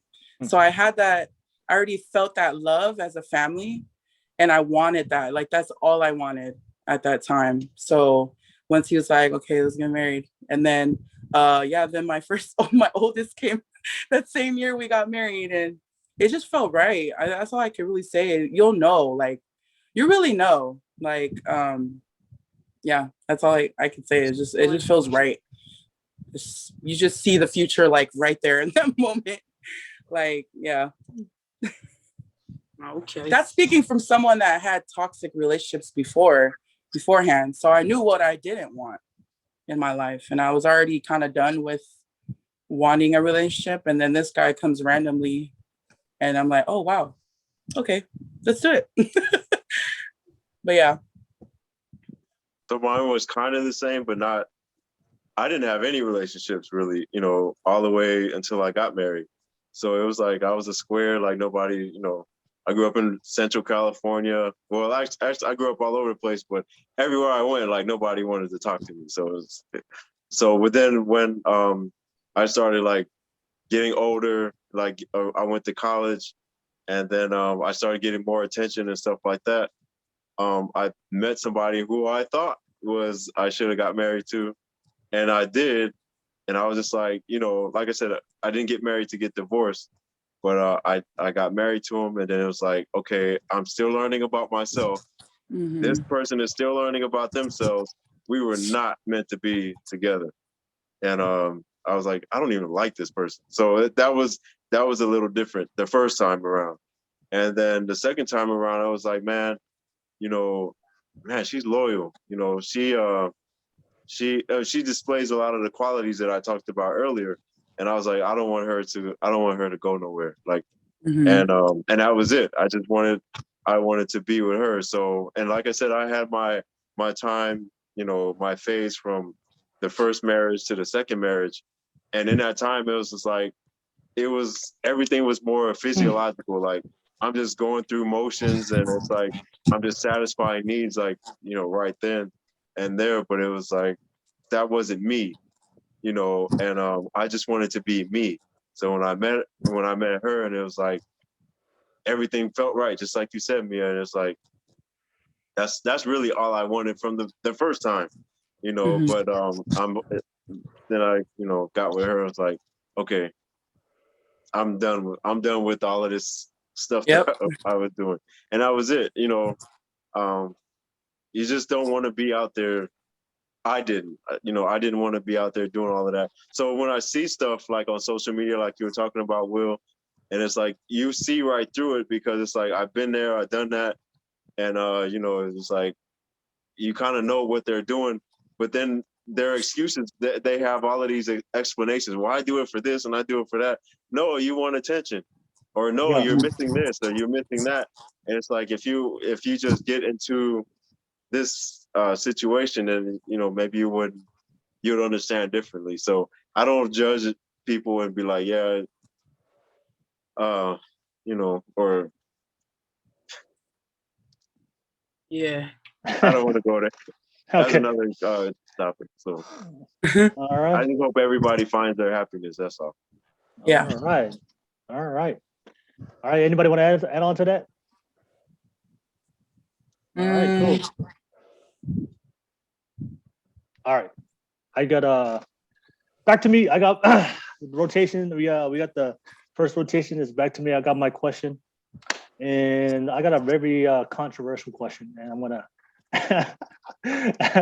ask you guys this question. I'm trying to go viral, y'all. Anyways, no, it's not that. It's not that controversial. No, so. Okay, let me build up the question. So one of the things I always hear a lot of women, specifically a lot of the independent women. One of the things I hear from a lot of independent women, they will say things like, I don't need a man, but more specifically, they would say, I will never submit to a man, right? So for me, for a relationship to work, I'm a big believer, and there's a lot of science to back this up also, between there's a masculine energy and there's a feminine energy. And for a relationship to work, there has to be equal, there's an equal balance of both, right? And of course, when I say masculine, the masculine predominantly has to be the man, and then the feminine energy as a woman. So when both parties come together and they both know their roles, and of course we add the integrity, the love, the kindness, the nurturing, the loyalty. Of course, it will naturally work. But then if if the man's masculine, the woman's feminine, then naturally the woman would submit to the man. That's how it's supposed to be. What I have noticed is when the man submits to the woman, so when the woman is more masculine than the man, I've seen not only my personal experience, but also there are studies that show that when the woman is more dominant and the woman is masculine and the man submits, the relationship majority of the time will not work out. But if the man's a masculine one and the woman submits to the man, those relationships work out, have a high success rate. So for relationships to work, the woman has to submit and to the man willingly, right? And when I say submit, I know today's society submit is like that toxic word, like toxic masculinity. But it's no. When I say submit, it's a healthy relationship, but the woman chooses to submit to the man's leadership, to his masculine energy, right? And that's how the relationship works. So the question I would ask for you guys is, Mia, do you submit to your husband? And what are your experience like? And then also, Will, do you submit to your wife, or she submits to you? I just want to ask that question so people can hear this from your perspective because you're both married. I do. Okay. I've from day one, yeah. But I didn't look at it as that way. Now that, like you're saying, society is so like, be submissive to a man, or women are like, I'm not gonna do that. Because that is controlling. That's toxic, fine that people are like that, but I feel like a successful marriage or relationship, it's okay to be that way. It's not like you're being whipped or anything. I don't know the term that youngsters toxic, like to use. Toxic masculinity. Yeah, it's not. I don't think so. It's just that you love this person. You want to be by their side, and if they want to do something, it's not like any type of control. I feel like that's why our generation is very like, I'm not trying to have a man control me and all of that. It's not even like that. My husband is like literally such a free, babe, you do whatever you want. Like, oh, you do you. Like it's because I want to do it. I want to be like that to my husband, because I just feel like that's just what a wife should do. And he also, does for me too. It's just that's what a healthy relationship is supposed to be like. It's has nothing to do with having control over each other or anything. Because I don't ever feel like my husband. I've been in a possessive relationship before my husband, so I know when there's control in the relationship. So it's definitely, I definitely do though. There's nothing wrong with it. Okay. All right. Thank you. All right. Yeah. Ladies, if you're watching this, submit. All right.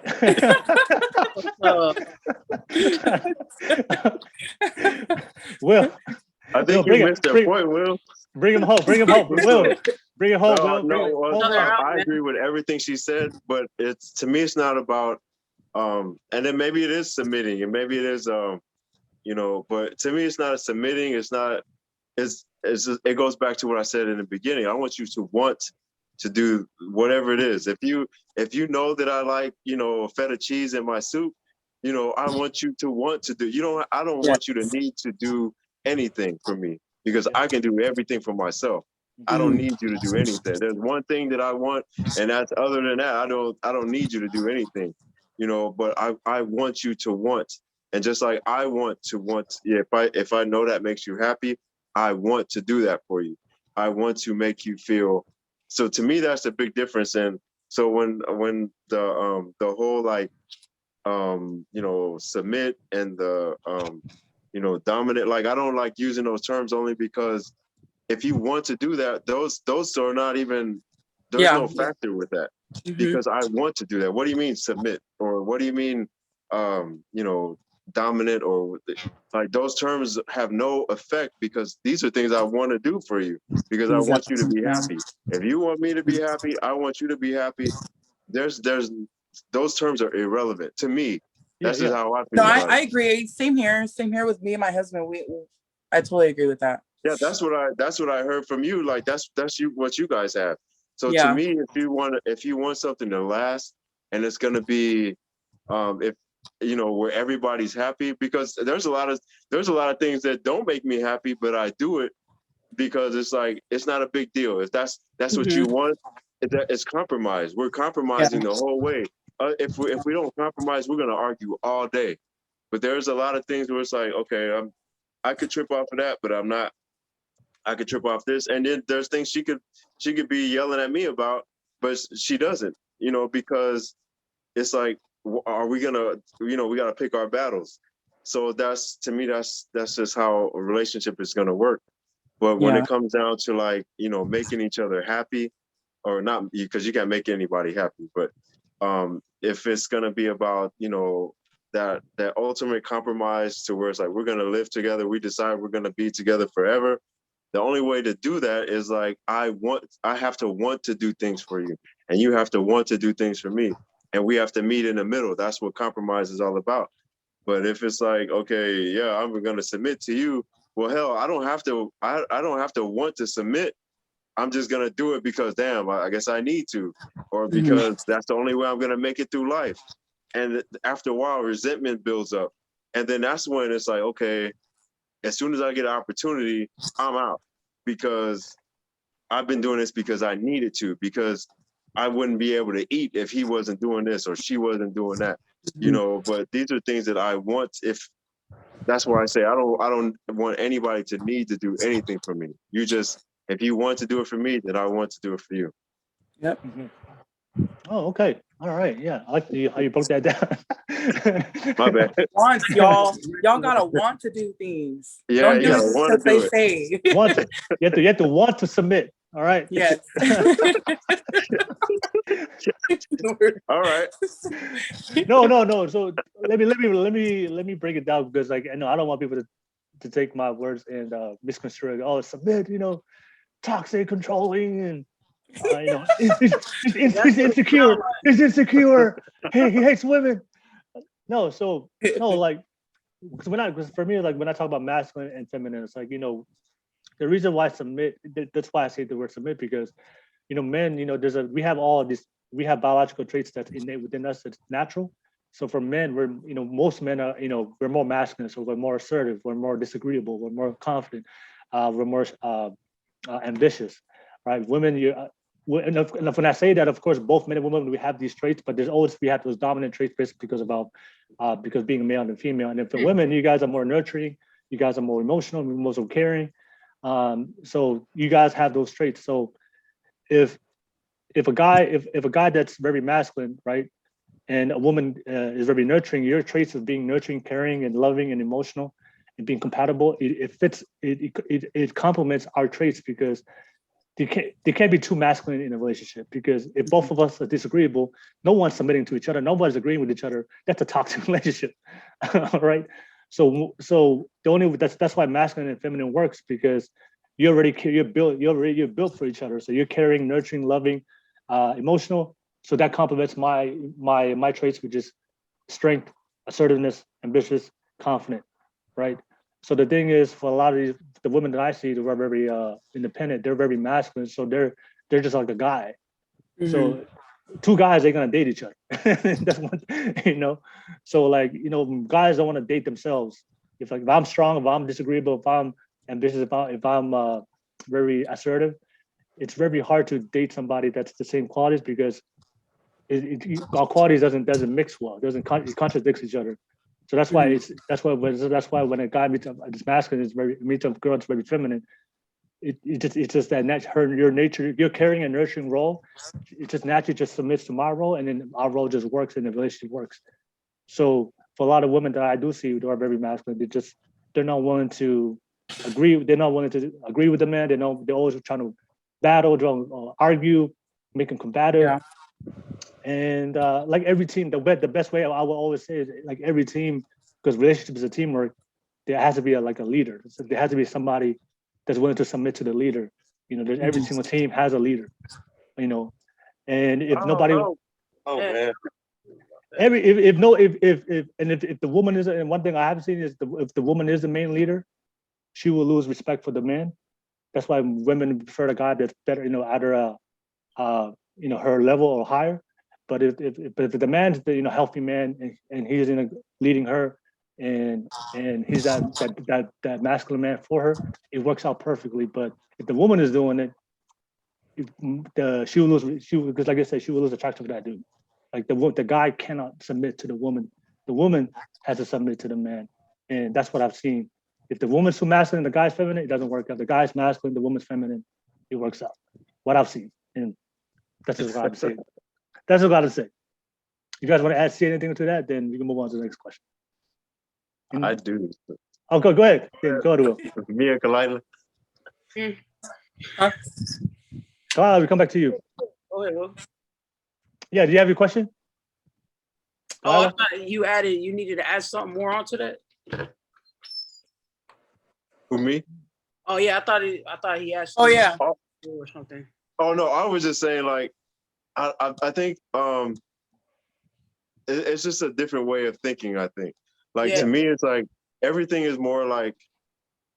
There's a lot of stuff where to me, I don't think like a masculine, feminine. It's like it's like if that's your thing, I don't have nothing to say about that. Like, there's a lot of stuff like that. Everything there's, in a household, like if you're trying to manage bills, if you're trying to manage kids and all of that, it's like I said, if I have something to say about every single thing, and it's always going to be my way, then I'm really squashing a lot of things that you have to say. I want to hear what you have to say, but it's not going to be my way all the time. It's because to me, everything is a team.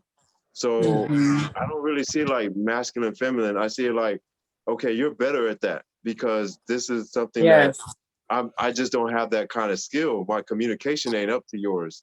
My tippy toe rock, with these people out here in these streets is not up to your level. There's just things that I'm not going to take the lead on everything because I don't have your skill. That's why we complement each other. We are a team. So to me, to be an administrator, like if I'm not in the boss of my family. We work together like that. And we work together, and you have your strengths and I have my strengths. And for me to be able to be a husband, I need to know what your strengths are so that we can be better. If we did everything the way that I said, and you submit to me and all of that, we're not going to be the best because you compliment me.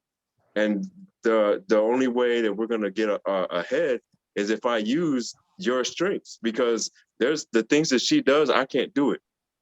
Things that I do that she can't do it. There's things that, conversations where people are talking, I zone out because I can't comprehend the things that she can comprehend, like insurance and all of this, have a good license, all that kind of stuff. Yeah. I don't understand, like, why would you do these kind of things? But together we make a great team. So I guess I always get lost when, like, because I hear a lot of times with masculine, feminine, submit this, and like I can't even comprehend that because it's like you never seen it like that to start. Yeah, off. I don't see it like that. It's a team, like, even I agree. I actually say that. I be telling my husband that we're a team. We're supposed to work together. I literally always say that, and I like what you said about there's things that she can do that you can't, and that, like, saying with that, like, how I'm very nurturing with my kids and they always want to be with me, and we've always had that in our with parenting. There's a lot of things my husband can't do that I can do for my kids. He has his own ways of doing things with our kids and showing his own affection to them. But for a while, I was like, man, you're supposed to do this because you're the dad, and over time I realized, no, I have my own way, but we do work as a team to have, different ways our kids have both parents, in their lives. And me and him, we come from having parents that weren't together. So it's so important for me to make sure that we are, like, on the same page all the time and working together. But yeah, there's, like, I could cook, my husband can't cook. Sometimes, like, you can learn how to cook too, but he's like, no, but you're good at that. So you can do that. I'm not good at cooking. But yeah, I agree with what you were saying about working as a team for sure. Yeah. Hey, Will, it's a different conversation today, Yeah. What you're talking about, is this like your point of view on things, or is this things you hear, or like this is like really how you base your relationships off of? No. This is this is not my point of view. This is like, well, okay, this is like this is like research. Like when I say, like, I give you for example, when I say, no, what a lot of the things that you guys said, like what Will and Mio said, you were saying things that in what you do in a relationship to make it work. But when I talk about masculine and feminine energy, I'm talking about like sexual attraction, because in order for a relationship to work, like we have to be sexually attracted to each other. If you're not sexually attracted to your partner, you're not gonna be with your partner. This is how, So for women, you guys are always gonna be attracted to masculine men. Like if you met a guy that was his traits were very feminine. He was nurturing. He was emotional. He was very giving. He had no confidence. He had no ambition. He had no strength. Would you be attracted to him? Wait, can you say that again? You met a guy that's very feminine. Like, so he's very nurturing like you. He's very caring like you. He's very emotional like you. He doesn't have ambition. He doesn't have assertiveness. He doesn't have confidence. He doesn't have a lot. Strength, right? No confidence and no ambition. Yeah, good. Yeah, you lost me there. So that's what. So when I told, I was gonna be nice about it, but then you said that part. I was like, no, I don't think so. To be honest, yeah. I mean, I feel like it depends. But I don't know. For women, I mean, look, I'm not saying this for all women, but majority of women that I know, when it comes to like them being sexually attractive to a man or a woman or whatever, it all like starts with the mind. Like if you can grab onto a woman's mind and like she's attracted to you like with their thoughts, like the whole physical thing, like that's where that confidence and ambition come. Men who are very confident, very ambitious, they're very intellectual because they're always constantly improving and growing, right? Mm-hmm. So that's what I'm saying is like, if we that's why the feminine, because before we even get to the relationship, there has to be sexual attraction, and in order for men to, and the sexual attraction always, especially when it comes to commitment, we're always going to be more attracted to. If I'm a masculine man, you can be more attracted to feminine men. I'm a masculine man, so if I can meet a woman, she's very beautiful. She could have great communication skills, and have all the things that you guys just mentioned. But if her energy, her traits that she has is not feminine, is more masculine, same traits I have, I'm not gonna be able to be attracted to that woman. We can have sex.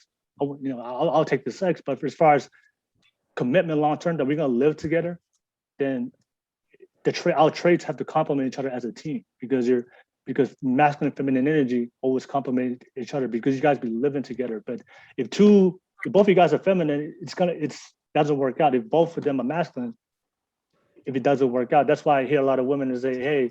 That'd be kind of confusing. Well, I feel like it's kind of more like how Will and Blue said it, like where you have to like where it's compromised, like you balance each other out with the whole how the terms you're using, masculine and feminine. Like, I mean, first you going into like trying to find someone or be in a relationship with someone with your mindset saying, "Oh, I'm masculine, so if she's masculine, oh, we ain't gonna work." Like right there, that's already you're already like cutting yourself off from knowing someone that you don't even know if she could be masculine, you could be masculine, it could work. You know what I mean? Like, based on the traits, like caring, nurturing, loving, emotional. Those are traits that you can see when you meet somebody based on your conversation with them. I can tell when somebody's very caring and nurturing. I can tell when somebody is very vulnerable or very emotional with their feelings. You can tell that by the type of woman. If you meet women who are very masculine, they're not open with their feelings. They're not opening. They're not vulnerable. They're not willing to let you in. So they act like it's the best way to say it is you meet women that act like men, and then you meet guys that act like girls. I know a lot of girls right now that act like guys, and I know a lot of guys right now that act like girls, and they struggle to attract the opposite sex. Is because their energy they're giving out is not the energy that the opposite sex is looking for. So you say like girls that act like men, like you mean the traits? Yeah, the traits. Okay, because I was about to say, I'm gonna be honest. Look, like physically, I like people like that a girl. Traits. But believe it or not, I don't know if it's just out here, but I legit be having men blowing me up, like trying to get with me, just because they like my personality. But it's Yeah. like, yo, nah, bro, like, hold on, we on the same team. You know what I mean? But Yeah, it's just like, they're just like, nah, you hella cool. But it's like, you know, we both have like that masculine, you know, like the way we think, I guess you could say. But it's like, it still attracts men, and I would say it probably. When I say attraction, I'm not talking about sex. I'm just talking about commitment. You know, because when it comes to sex, guys will do anything for sex. They don't care. We have no boundaries when it comes to sex. But when it comes to the woman that we're going to marry, the woman we're going to take care of, or we're going to commit to, and sign those government papers and sign our life away, like Will said. All right, then we're always going to be attracted to the woman that with the opposite of our nature. So when it comes to sex, it doesn't matter. It's all open, like it's all fair game when it comes to sex. But when it comes to like committing to a long-term relationship, somebody that you're going to live with every single day, deal with, it's easier for me to deal with somebody I'm gonna live with if I'm masculine already and I deal with I'm with a woman that's more nurturing, caring, and loving, because all her traits complements mine, because I'm already strong, stubborn, ambitious already. So her personality traits are able to deal with my stubbornness, deal with my ambition, deal with my strength. But if she's the same traits as me and we're both hard-headed, we're both ambitious, we're both strong, then we're just constantly going to be fighting. In long term, it's not going to work out. So it's when there's a equal balance of both masculine and feminine energy, and then that's when the sexual attraction is there. And then you can add on the communication, like Will was saying, communication, all that stuff that you guys were talking about. That adds on to it just to solidify it. But what I see with men and women is like when guys meet girls who are very masculine, when girls meet guys who are very feminine, they're just not willing to look their way or even give them time of day. But yeah, that's just the way. Yeah, better way to explain. But ending when we want to move on to this. We can move on to the next question. But anybody want to add to that? Good. It's all good. I know the feminine women are gonna blow up my comments on my DMs after this. All right, Lala, did you come up with the question?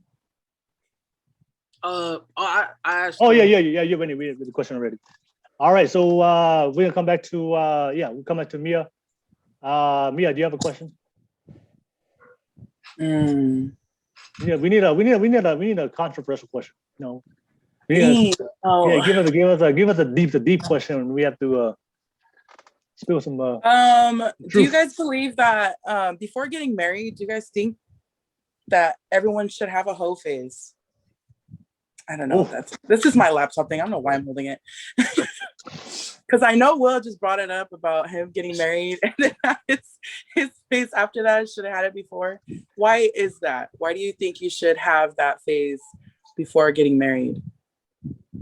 To get them thoughts out. Because once you settle down, it's the one you got to be with the rest of your life. Now, when I say because my husband didn't have that phase. Oh, I have that phase in high school, but he didn't. Who's gonna go first? Go ahead, Will. You know, I'll go first. Will, do you want to go first, or do you want me to go first? It doesn't matter. I'll go first. I guess I'll. Yeah. Go ahead. Oh, no, you go. No, go ahead. You go.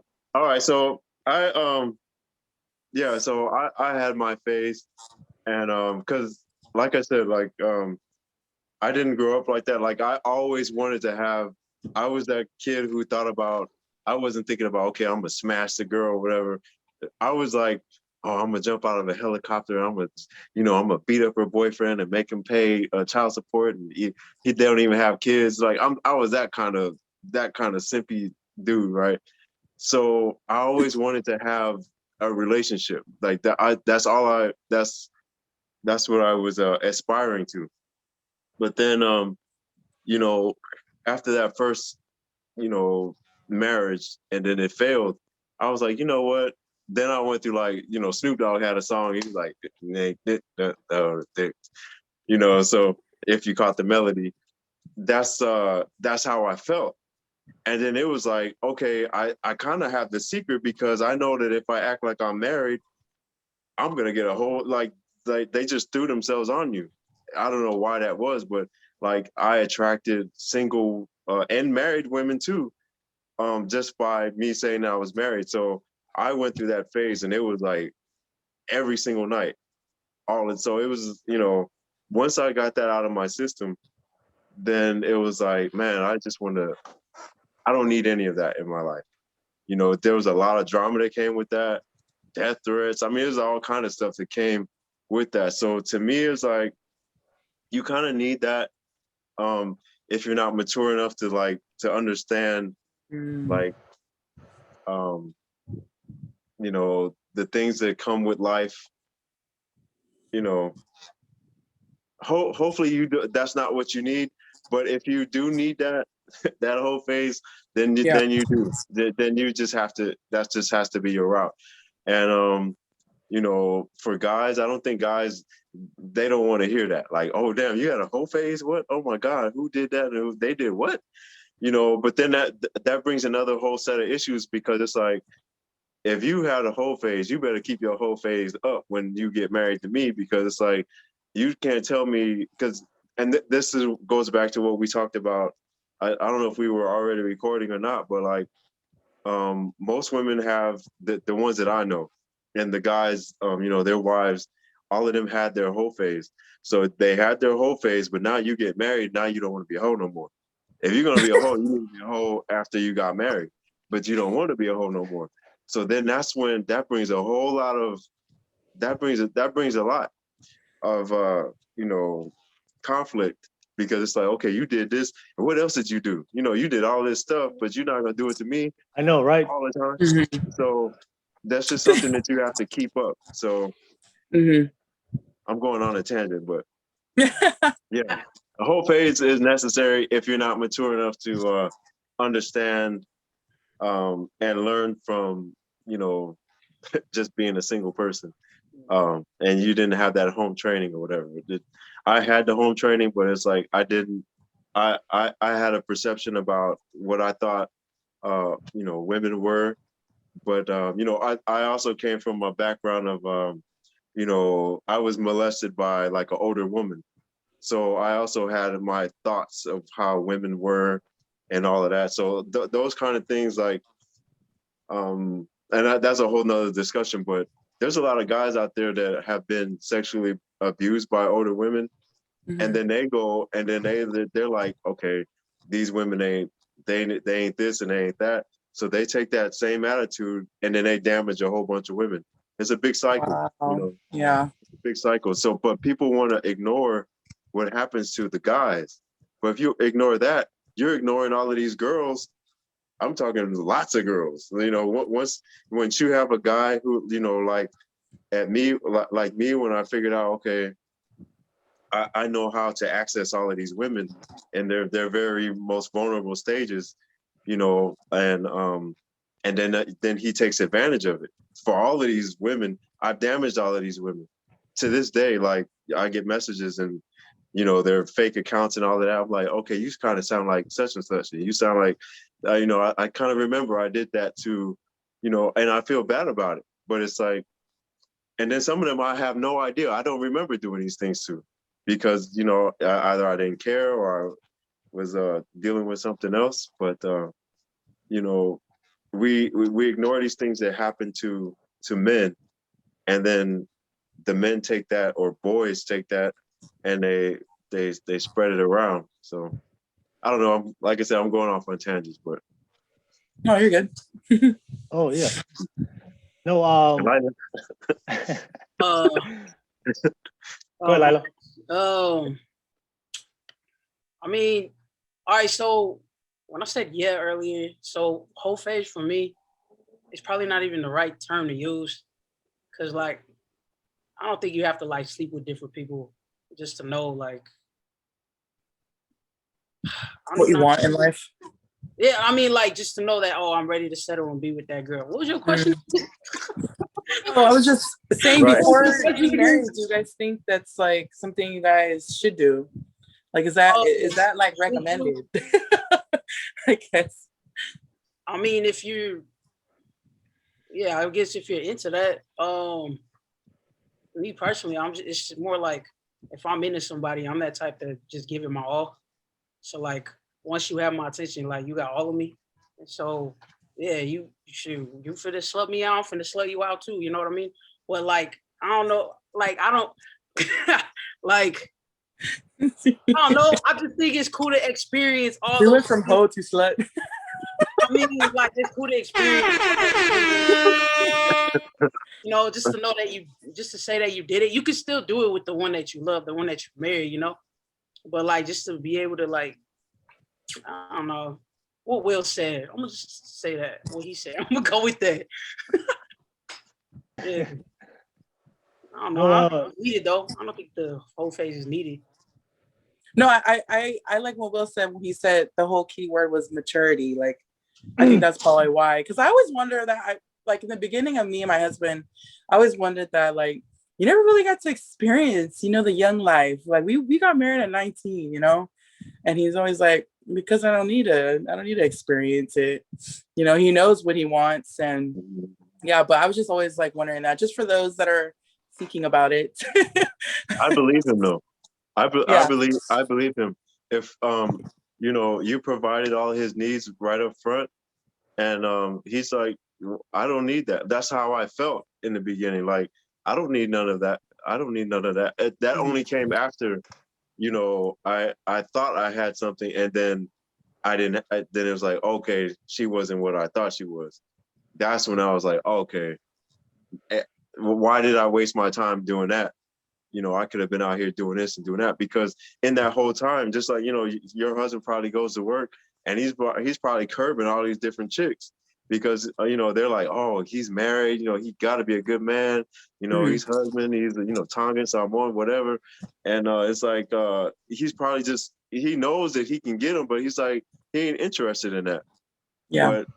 But if something were to happen, he's like, wow, you know I have this power. It's like you discovered that he's discovering, well, I don't know that situation. For me, I was like, you know, I discovered that I could pull different girls if I wanted to, but I just didn't. I didn't care to, because that wasn't my position in life.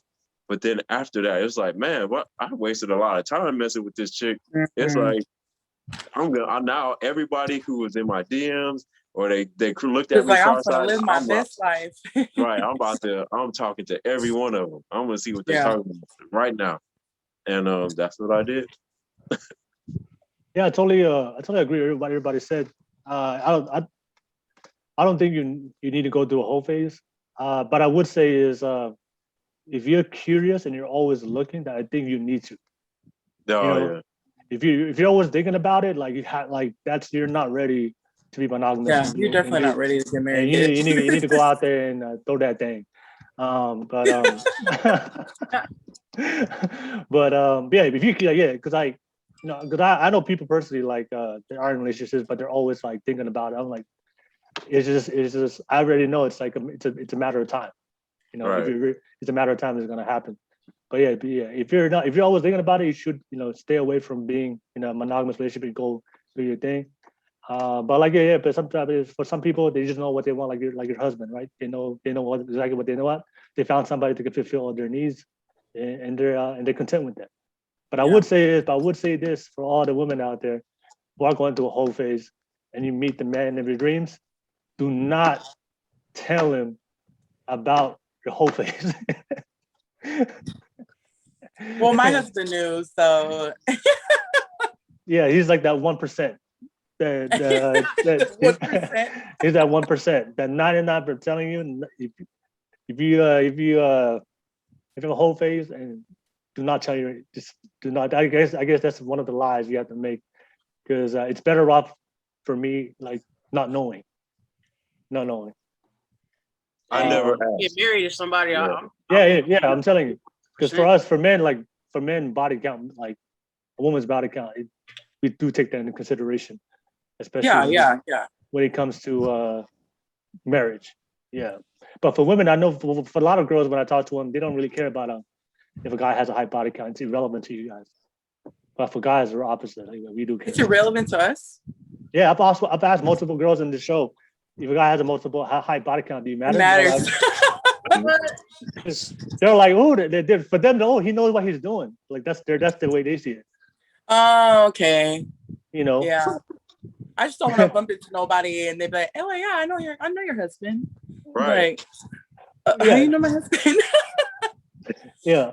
But yeah, I just noticed when I ask girls, like, I mean, there some girls, a lot of girls, they don't really care about a guy's body count. But for guys, we're opposite. Like, then that number, that number doesn't matter to us when it comes to, especially if we're gonna marry you. It's gonna marry you.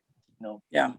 You know, we don't walk into a room and every guy look at their woman like, oh, I know her. I was like, damn, that sucks. But yeah. Anybody want to add? Anybody want to add to that? I'm good. No, that's the truth. Yeah. Yeah. All right. So that was me a spicy question. Anybody got a spicy question? Hey guys. That was me a spicy question. Anybody got a spicy question? Spicy question. What? I like how we got some nice spicy conversations, you know. Anybody got a spicy? Yeah. Well, I was gonna do this on TikTok, but since I'm here, I was just going. So it's like, it almost seems like a lot of women can't get everything they need out of one guy. So even if they get married, they might be loyal or whatever. They might go get like a work husband or it's almost like you need different guys to fulfill, maybe you have a guy who's you're not even sexually attracted to him, but he can listen the way your husband not listening, or your boyfriend or something like that. So is that like a requirement? Because that's what I'm seeing a lot on my timeline, where these women are saying like they need all of these different kind of guys, or like they need a guy friend. And to me, I don't think that works. You can't have if you're a female and you're attractive or whatever, or I might not even be attracted to them, and they might not be attracted to me, but to me it just seems like every time when a guy and a girl, or man and a woman, somebody's gonna develop something after a while. So to me that doesn't work, but a lot of people seem to think that works. So just curious of what you guys think. I think that's wild, yo. Like, if you ain't getting the satisfaction from home, like, then what's the whole point of the relationship? Like, and then like, I work on ramp. All right. So like working at the ramp is like a whole different like world. Like, it's so crazy because they have a lot of that. They have a lot of, oh, this my work boo, this my work mama, like all that. And it's crazy because like I've asked people and I'm like, waiting for Will to do his little sound. And they're like, oh man, I've been married, 17, 18 years, man. I love my wife. Right. Then the work boo come in and they're like, oh, what's up? We gonna go get something to eat. Like I'm just like, damn, that's wild. Like, you obviously ain't that happy, or like communication at home. I don't know. But eventually, like he said, things start happening. Somebody starts getting feelings and stuff. And it's just like, you technically, I call it cheating. Straight up. If you got some and you coming home to meet, like, oh, you cheating. Like, you get gone with all that. That's crazy to me. But I see it like on a daily basis when I'm at work. And it's just like, dang, how you do that? That's wild. That is so wild. No. With me, if my husband's not listening to me, like if I want to talk about something, because sometimes he's very like, he don't want to listen about what happened with my friends or whatever happened on social media. That's just how he is. But I go to my girlfriends for that. I talk to my cousins if I need someone to listen to me about something, but if you're not getting anything sexual, then you want to go to somebody else and get that pleasure from them, and there's just no point of being with that person. Let them know, let them go. Like, it don't make no sense to stay in a relationship if you're going to be like that. Yep. Hell no. To the no. Hell to the no. Hell to the no. Hell no. I'm so dead. No, yeah, man. Yeah, I've seen Actually, no, it's funny. Like what Will said, I see it on TikTok. Like everybody has like their work boo, their their wife at home, their wife at work. I don't know. Like, let me ask you guys a question. Why do you feel like people do that? Why do people seek? Well, outside, well, we could just say cheating. They're just not satisfied with their Like partner. you're at work more than you are at home. So But if it's not physical, like if it's not physical, they just want attention, or they just want somebody to talk to. Do you think that's still cheating if they're not having sex, but they're just having those conversations with the man or with the woman? No, that's cheating. That's still cheating? That's cheating. You should only be talking. I mean, it depends. Like for me, it's just little things that my husband just kind of like, be like, oh, like he doesn't know what to say, so I'll just like go to my friends about it. But if it's like if you're talking like to really mentally going through something and your man or your girl's not there for you and you go to somebody else, yeah, eventually you're gonna fall with that person because they're good listening. Being a good listener is so important in a relationship. That's your person. That's supposed to be like who you, like how Will was saying, before you go home, you want to talk about some things. And if your girl is like selfish and only cares about her things, turns everything it's not healthy at all. I don't get why people do things like that. I just don't get it. It makes no sense. Like me and my husband talk about those things a lot. We talk about a lot of stuff. And like we talk about like if we ever got to that point, if we didn't feel happy, you better let me know. Don't make me look stupid or don't disrespect me in that way, But yeah, I don't understand people. Is that really going on TikTok right now? Yeah. I just been learning dances with my kids. I ain't seen none of that. Yeah, it is. That's crazy. I'm not like a lot of I do have a lot of girls that do like they do reach out to me and they have those conversations with me that they should be having with their boyfriends. But for me, I already know what's up, so I eliminate it. I just cut off the conversation because I already know what's going on, what they're trying to do. But that happens a lot. But it happens a lot. Like I have girls that do reach out to me and then they talk about their boyfriend, but I'm aware of what she's trying to do, and I tell them the same thing. Like, I think you should ask her, your man. Why you call? Why you ask me? But it happens. I see it all the time. Yeah, it's crazy. Yeah. But I see it with the younger generation. I don't really see it with the older generation though. I see it with the younger ones where I think it's just a new thing now where we're just like, it's like freedom, talk to multiple people. I don't know, staying with one person is just it's starting to become old fashioned. It's like I don't meet a lot of people really looking for committed, like real committed relationships. I do meet a lot of people because I'm still single. They're still having fun. They're still looking for dating. Like for me, I'm at the point right now in my life. Like I'm looking for something real. Like I'm looking for commitment. I'm looking for like long term. But I rarely meet any girls like that are looking at for long term. They're just dating or they just want to have sex. Or they're just they're not upfront. I can just tell they're not upfront, transparent. There's a game, there's a game that everybody's playing. For me, as soon as I know you're playing games, like I don't want to waste my time because I don't do that like guessing game. Like, I can just tell by your energy and behavior. I've actually experienced that before even getting married to or being with my husband, trying to like multiple options, Yeah. Trying to talk to, it's too much energy. I just don't get it. It's tiring. You like put your phone down and then you're just like, dang, oh my gosh, it's just too much. It's so draining. It's not even worth it. Yeah. All right. I got a question for both of you guys, Mia and Will. There's a question I get from a lot of this is one the question I often get. So for both, I'll ask Will and I'll ask Mia. A lot of women are saying is because you guys already know today's modern day dating. A lot of people, you guys already said it. Nobody's communicating no more. Nobody is talking no more. People's social skills.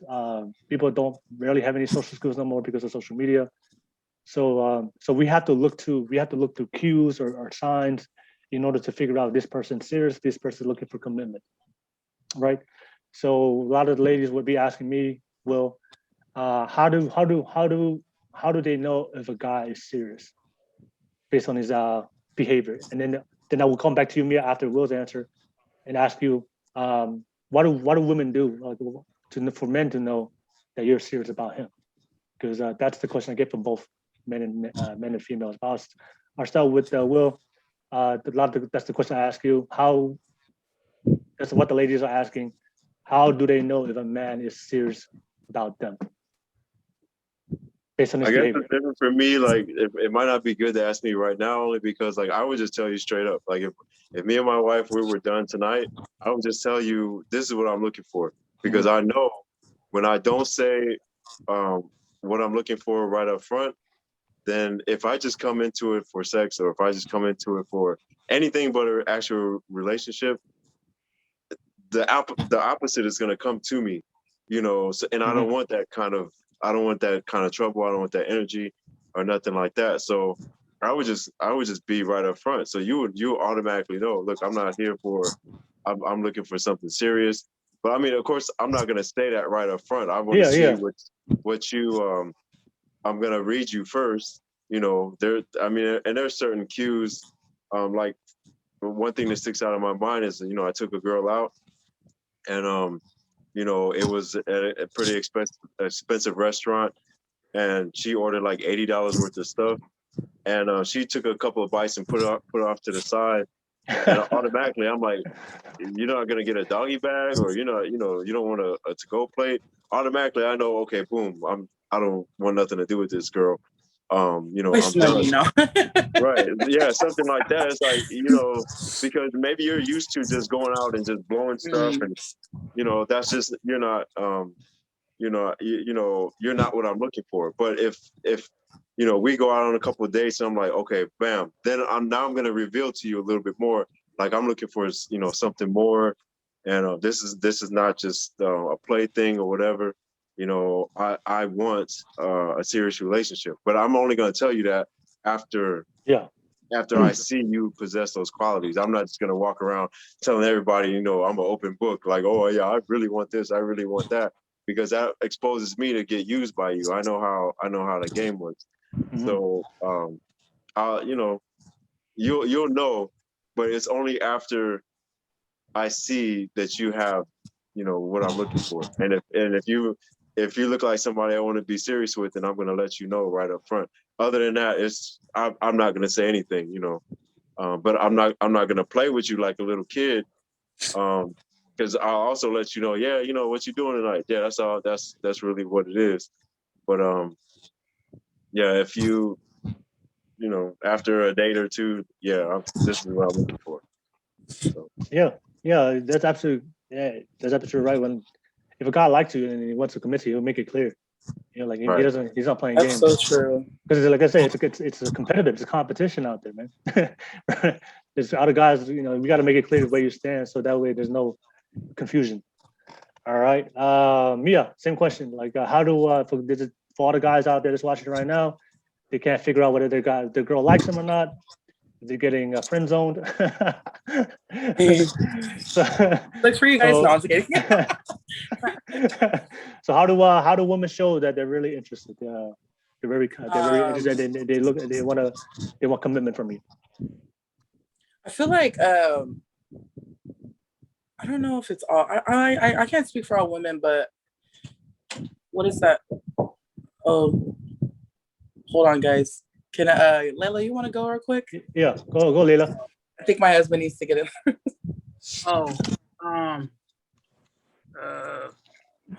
I wasn't expecting the answer. Damn, my bad. Can you ask me again? Yeah, like how do you show this without words? Like how do you show like that you're interested? What do you do? Actions. Yeah, definitely actions. That's like the biggest thing for me. If you telling me one thing but you showing me another, then it's like, oh, I don't want to.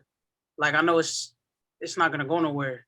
But if you showing me like a girl that can read you and like learn you without you having to say anything, it's like, damn, that's like, I guess that's like wifey material type. Like it's like the little things. Like how he was saying he likes what you say you like with your noodles? Some like or spicy.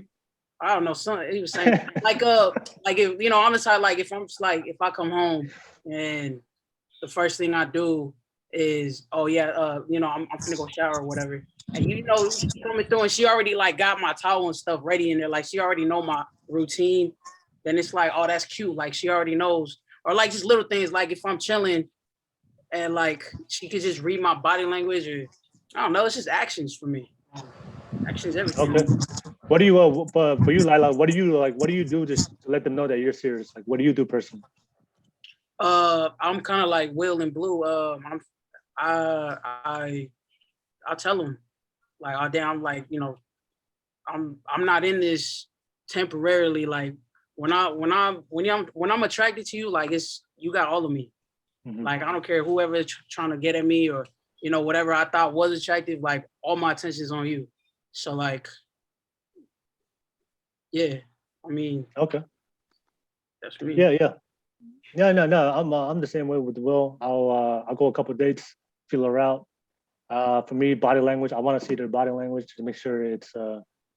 I can read a lot of people based on their body language and the energy. But I think the biggest thing for me, the biggest indicator that I feel like somebody's is interested with me is just the way they value my time. If that makes sense. Yeah. You know, if it's really, really hard to communicate with them, to reach out to them, if it's a hassle, if it's always a struggle to get things done or to plan things, you know, then I know that that's how I can tell if somebody is serious, because the ones of the relationships I have been with that were serious, the time was just like the way we reciprocated our time was easy. We communicate to her, she communicated back, we plan things, we meet up. You know, there wasn't a lot of excuses or cancellations. Like everything was, our time was, with the time that we had, we were able to, she valued my time as much as I valued hers. But yeah, if I do see a lot of inconsistencies with the way we manage time, especially when it comes to communication, then that's how I kind of know is they're giving the time they're giving me, they're giving it to somebody else. Because we all know everybody is talking to multiple people. Now to keep it real, I think that's one of the questions a lot of girls ask. Oh, what happens if a guy doesn't text me? What does that mean? Yeah, he's texting somebody else. Hey, maybe he's working. Maybe he's working on himself. Yeah, he texts. Well, if the guy, I would say with the time thing, if the guys are busy, he has a job, he's working. You know, then that will make sense. But some of the guys that I see, the girls that they got all the time in the world and they still don't text. So, you know what I'm saying? But Mia, same question. Basically, the priority, putting you as one of their priorities, and paying attention to every little detail. You know, anything, like how Layla was saying about how like knowing what they like, doing certain things for them to show them that like I'm paying attention to you and only you. So like every detail matters. Like certain ways that my husband liked the way his food, like I set it up a certain way, or he likes this or that. Like I paid attention to a lot of little details that he didn't think I did, or at least the women that he was with before didn't pay attention to. Mm-hmm. But to me, that's just who I am as a person. If I care about you, you know, you're part of my life, I'm gonna pay attention to every little thing to show that, you know, I see you, you know, type of thing. And I think clinginess is one thing that women don't like to be called. But yeah, I think showing that you're kind of clingy and jealous, a little jealous, shows that you're really like committed or really interested, you know? If they don't, I feel like that's kind of weird, because I think it's a natural thing for women to be that way. Unless they're like one of those women that like, I look good, I can have it where I want. You don't need to be with nobody like that. You know what I mean? But yeah, I think like showing a little clinginess and jealousy shows like, oh yeah, she's like really wants to be with me. I'm not gonna front. That's a man thing too. Like So like if you know, it just act a little jealous, even if you're not. Just like, what he said, what? It matters. It really does matter. Right, because it's like you're supposed to show some sort of interest, like, you know, but at the same time, like, I kind of feel like women kind of need that outside of attention just a little bit. You don't need a whole lot, but just enough to where it's like that makes you motivated to like, because you might feel like I'm obligated to tell you you're beautiful, you're this, you're that. Mm-hmm. And then at the whole time you're thinking, oh, well, you're supposed to say that. Well, if you get out in the streets, then, you know, maybe that's going to make you feel better. To me, it's like, okay, if that's what you need, I don't want you to have a whole lot of that. But at the same time, it's like, if that's what you need, it's okay. But to act a little bit jealous and, you know, it's all, I mean, it's a balance, you know, it's kind of hard to describe because it's like some relationship type stuff to keep things kind of spicy, you know, at times where, you know, because I mean, you're with the same person and you know, you're 20 something, you're going to be with them till you're 90 or 100 or however long, you know, but you got to keep things kind of, you know, on the up and up. So, yeah. And you have to play with your environment a little bit. So if that means like acting a little jealous or shit, being jealous for real, you know, just to let them know that you care. So, you know, but yeah. I would say is I have noticed that for a lot of women, like they find it unattractive if the guy is clingy. You know, if the girl's clingy, that's cool. But if the guy is clingy, I've noticed that for a lot of girls, it's either unattractive or turn off if he's too clingy. Oh, too clingy. Yeah, too clingy is like, you know, yeah. Too clingy is unattractive for girls too, because then that gets to the point to where it's like you don't trust me, and everywhere I go, it's like you asking me where I'm at, and you know, you thinking I'm cheating all the time. That's too clingy. Yeah, that's too far. Yeah. But I feel like clingy in my what I'm like saying is like you texting every day, every morning you wake up, that's the first person you want to talk to all the time. Because I've been told, like, I'm not a clingy person, but I've been told I was like super clingy, and I'm like, okay, I guess I can't talk to you every day. I can't talk to the person I love. Okay, I guess that's too a problem. Whatever. Yeah. Yeah. And you know, a lot of arguments, or at least, you know, around here. Oh, I guess I can't tell you nothing then. You know, so then it's like, so what are you telling me? Your next thing is you're gonna say is, oh, so you need to tell somebody else? Is that what you're trying to tell me? So yeah, things can go real left and real right real quick, you know, in this relationship stuff. So and Will, if you're looking for questions, it can go one way or another real fast. Layla, you have something to say? Oh yeah, that whole like how Will was saying, like texting or thinking that they cheating or something, I fall in that category. I was like that before. But it was more like my insecurities, I guess. And yeah, I didn't think it was too clingy though. But I mean, I learned my lesson from that. That was done. That was on me. I needed to love myself more, so had to work on that. But yeah, I was definitely insecure at the time when I used to do stuff like that. It was dumb though. I mean, when I think about it, I'm just like, man, I can't believe I'm over here like overthinking things when they coming back home, like, you know, to me. So it's like, oh, that's crazy. So yeah, not too clingy though. Like they were saying, it goes both ways. Whether a man's too clingy or a woman's too clingy, like that's a lot. It's too much. Yeah.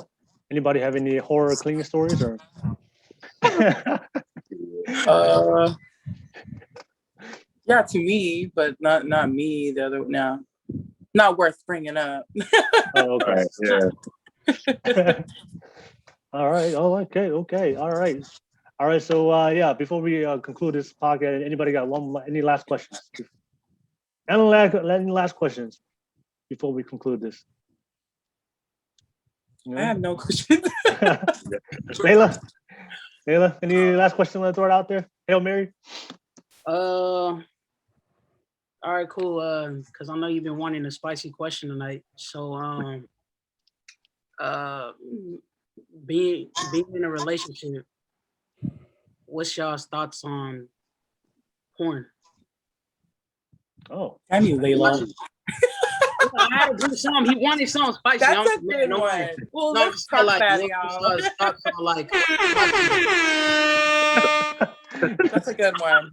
Yeah, I don't know why I didn't bring that up. That was a good one. Yeah, that's a good one. So let's start with the married couples. What's your thoughts on porn? I believe porn is cheating. Only because, you know, you're trying to get pleasure out of it, and you're kind of attracted to this person that's arousing you, and they give you that. And I feel like the person that should only do that for you is, you know, your man or your woman. So yeah, I don't like porn, but I don't know. There's some couples that like to watch it together and spice things up. That's totally fine. But yeah, I definitely, if you're single, go ahead, do that. But yeah, if you're married, I don't think it's something you need to do. Okay. Well, you will. Yeah, I mean, if to me, like, once you're married, you're getting it enough. If you're getting it enough, then yeah, then it's you kind of don't look for it. But I have been in relationships where it's like, okay, well, that's my girlfriend. My girlfriend is at, you know, the hub.com or whatever, you know. But you know, if you're satisfied, then it's like you don't need to. Yeah, there's no reason. It's not even a thought, you know. It's not somewhere you go to. But if that's what you need, because to that, if you don't do that, then where are you gonna go? Like, you're gonna be out in the street doing something. You know, that's a safer alternative. So yeah. But Okay. All right. Yeah. Oh, yeah. I'm the same. I'm the same way. Yeah. Yeah. Not my mom in the comments though, you guys. Oh yeah, it's in the comments. Oh dang! I'm so sorry, Ezekiel. She said that's spicy. Spicy P. All right. Oh, your dad's there too. He got a question. Oh, what's his question? What's his question? Oh my gosh. What do you say? What do you say? He said, do you think a person's hair comes into play in a relationship? JK Will.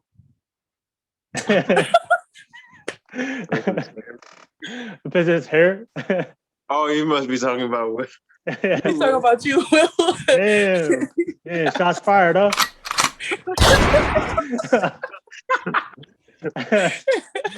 maybe not. I don't know. Oh, Karan, you made him blush. I don't know. His forehead blush. I haven't seen that. Yeah, well, I never see your hair down, dude. You have long hair. I know. I always have it up.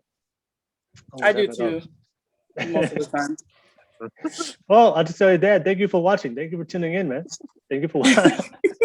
Thank you for tuning in, and thank you for a great question. But yeah, that was actually a spicy question. So yeah, we. What about you, Lila? Did you? What's your take on it, Lila? What's your take? My whole family in this. What's your take on it? Site? What's your favorite site? You like it? You know, experiment. What do you like? Say what's my favorite site? Oh man. Dang, is my dad still in? This is so weird now. I don't even feel like I could explain. Yeah, that was my question. Nah, to be honest, I mean, this is sure whatever, but I don't see nothing wrong with it. I mean, if you both agree to it, like, I don't know. Sometimes I'm like, damn, you know, maybe people want to spice up their relationship, you know, and want to try different things out, and yeah, this is hella awkward. I just think when it comes to porn, it's like a rabbit hole. You know, it's a rabbit hole that you just don't want to go into. because you don't know where. I want to go in a rabbit hole. I know we're all mature adults and we're so like, oh, okay. No, man, like no, it just opens up so many doors that you just I guess it's much more simpler if you just find somebody that you guys both are not, you don't need porn to spice up the relationship, you know.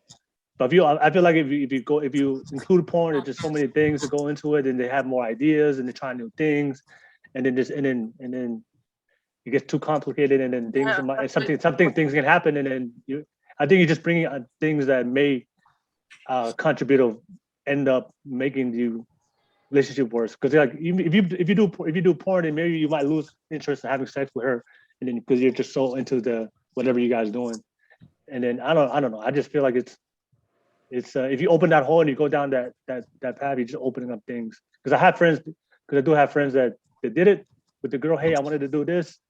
And then she opened up that Pandora's box, and she just brought all these things that she wanted to do. And then the guy was like, "Whoa, why do you know you had all this?"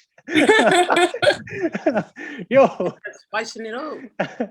And then he was like, "Damn, then he kind of regret that decision." So I feel like if you can find, if that's what you're into, yeah. But if you're not into it, but you just think of trying something new, I don't think that's the solution. I think you're just talking to your partner, figuring out how to satisfy each other and make it happen. But that's my take on it. But yeah, whatever works for everybody. How else would you find out? But if you have a good story, if you have any good stories and about your experiences, please comment or send me a DM and let me know. Definitely would love to hear.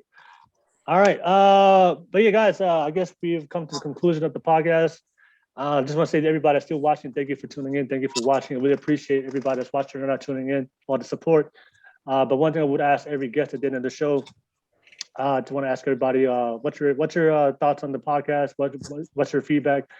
Did you take anything away from it? So I just want to learn your thoughts before we conclude the podcast. I'll start with you, Laila.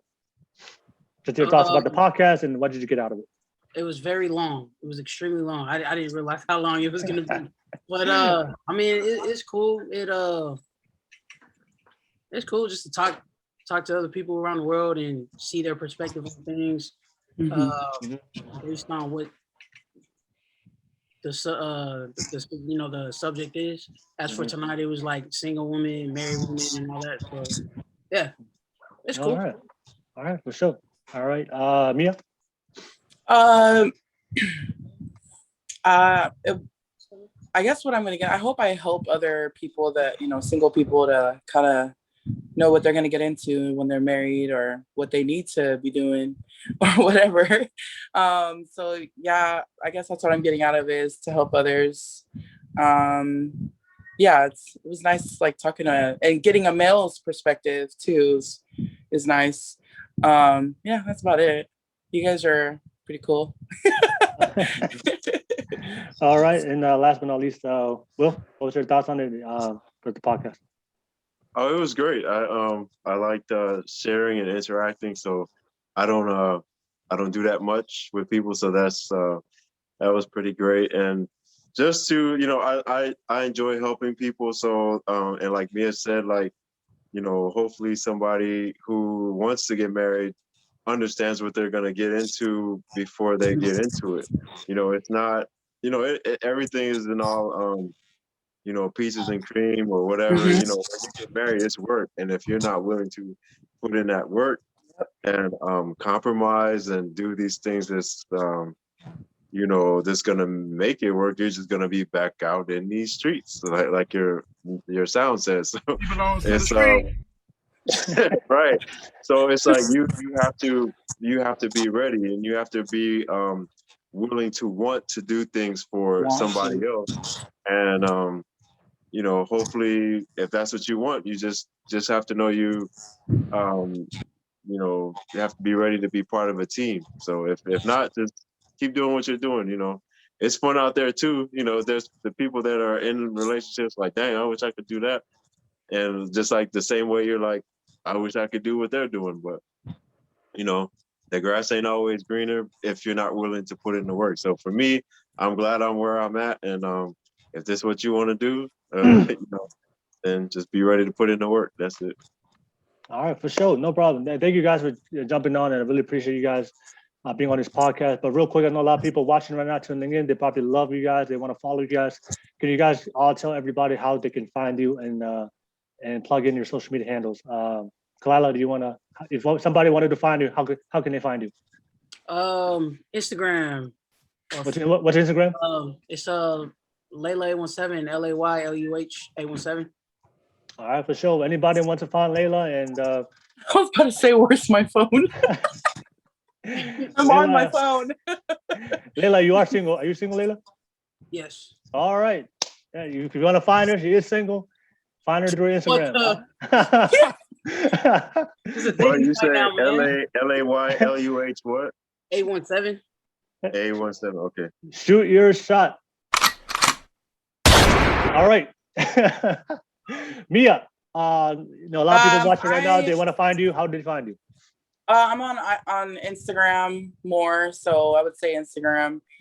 So my main page is LOMIA Fonua, which is my last name right there, FONUA. And then if you want to buy some earrings, y'all. Yes, check out her earrings, y'all. Check it out. It's just MIIAS and then Clays with a Z. All right, for sure. Yeah, definitely check out her earrings. You got a lot of great stuff on there. I've seen it myself. Check her out. And the last but not least, Will, how they can find you? On well, I guess so on TikTok I'm Williamu Fanene, so that's VILIAMU FANENE. But if you just want to know like Samoan language stuff, I do that on Instagram. It's AMUUSO. That's it. Come on, Layla, we need to learn our language. But I know you said AMUUSO. AMUUSO. Yeah, I wrote yours down, so I'm gonna follow both of you guys. If I'm not already followed. Yes. Yeah, I don't use social media like that. What do you call it? I master post. So I just post and I get off. I don't do nothing. Right. I need to do the same thing. All right, for sure. Yeah, definitely check out all my guests and please follow them if you love their content and they're doing great things. But yeah, tune in every Saturday. We do this show every single Saturday for the next show, for the next guest, and see y'all later.